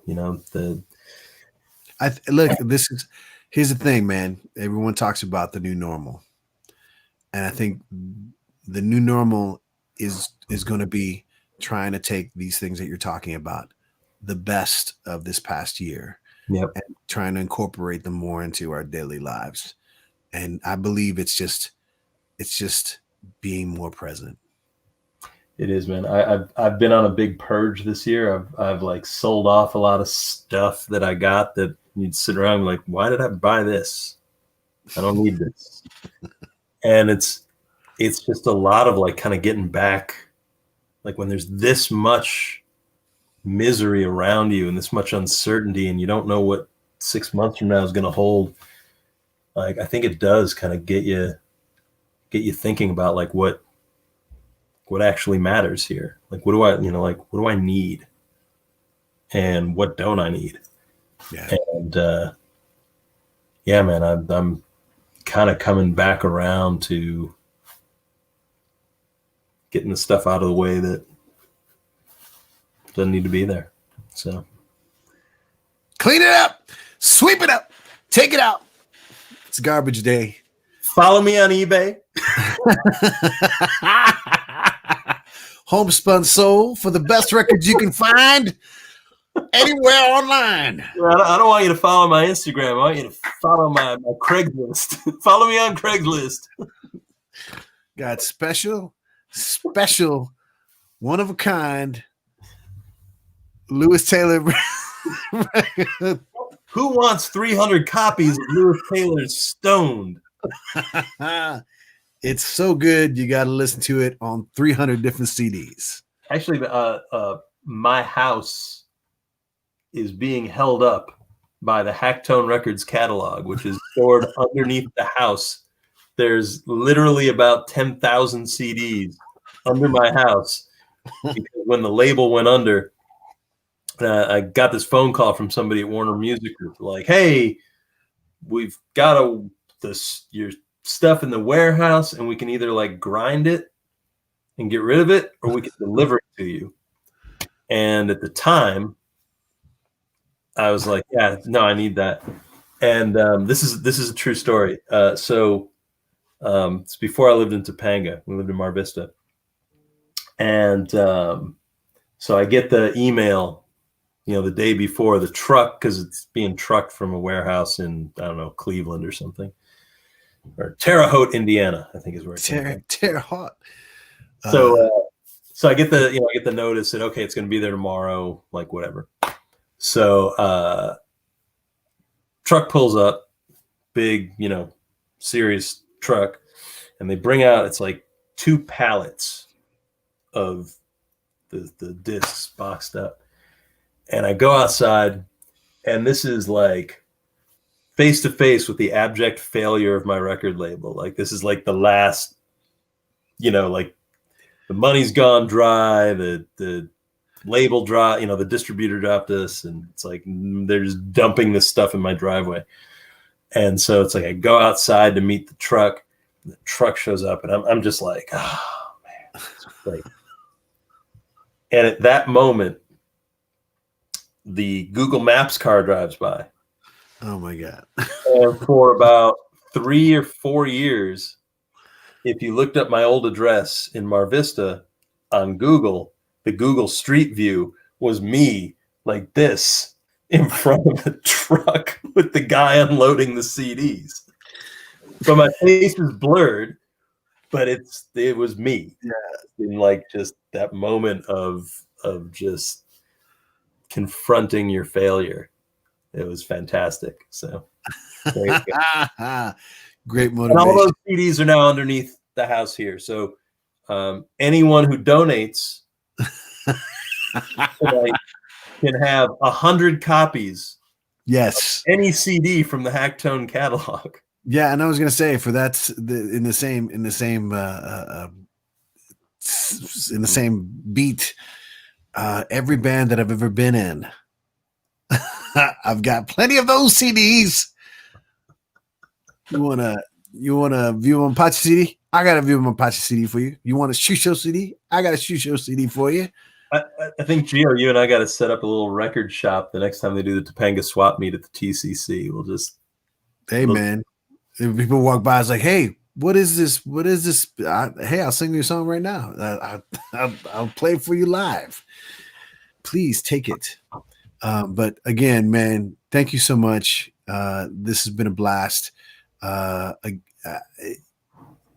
It's important to me to share these things, and I know that this is the era of everyone having their online show and everyone having their own reality TV show and blah blah blah. But I just feel like we get to kind of experience and live these things that are special because we're creating things and they do matter. People are affected by it, and we have to remember that, because there's so much on the other side of that needs help, that we need to kind of like, hey, we have a job to do. Mm-hmm. But I've said too much. I just want to say thank you, and thank you all for watching tonight. These are getting long, man. Somebody better come and say, dude, you got to do these Truck Stop Mixtape things for like 2 hours, not almost 4 hours. But it's hard. They don't make cassettes that long. They don't. They didn't make reel to reels or 8-tracks. Like top out at 120, but they always said you shouldn't use those because they would wear out. Yeah, and they'd always like snap. They'd always like 90 tops, 90 minutes tops, 90 minutes max. Max L. TDK Max L or chromium dioxide. That's how good this show is. I paid extra for the chromium dioxide clear case. You know I mean business with my music. I got the clear case chromium dioxide. That's right. Yes. Taping my friends' albums. You know what I'm talking about. But hey, Dolby tape. Dolby.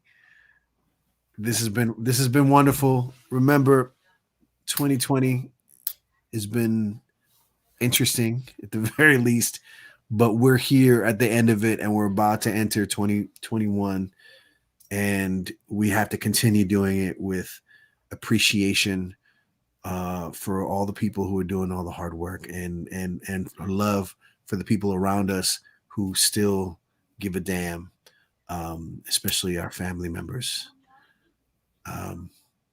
You're my brother. I love you. Thank you for being on the show, man. Hold on, I'm still getting used to the reversed camera, so I got to point that way, away from you, but towards you in the screen. I love you. Thank you for having me on.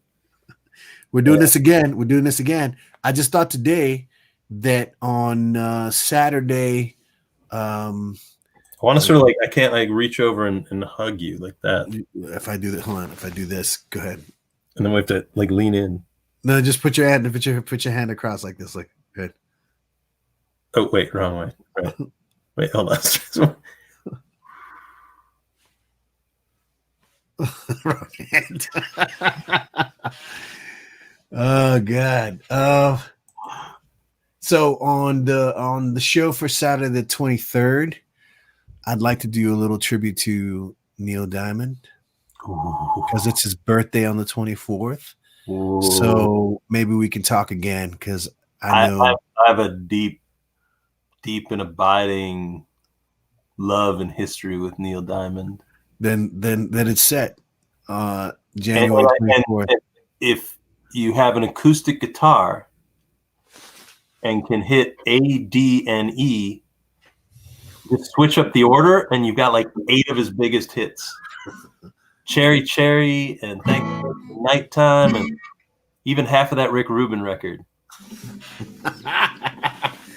Now we have a goal. He never moved. I'm ready, man. I'm ready. We're doing it. I've got a couple of good Neil Diamond stories. Okay, it's on. Truck Stop Mixtape, everybody. The proudest moment of my mother's life was I sent her a photo. No. Is this a Neil Diamond story? No. Save it. We can't say it now, man. Save it. January 23rd. My mom can tune in and hear Neil Diamond stories. Yes. And when do we do the Manilow episode? Because she wouldn't want to miss that. Come on, man. This is don't get me started. When is his birthday? But really, do we need to do his birthday? It could be any day. Could be a Manilow day. Exactly. That's sort of the special guest star Elias Gorman back. I don't know what to say. All right. Good night, y'all. Thank you, everybody. Truck Stop Mixtape. Subscribe, donate, and love. Live with love forward to everyone else. Good night.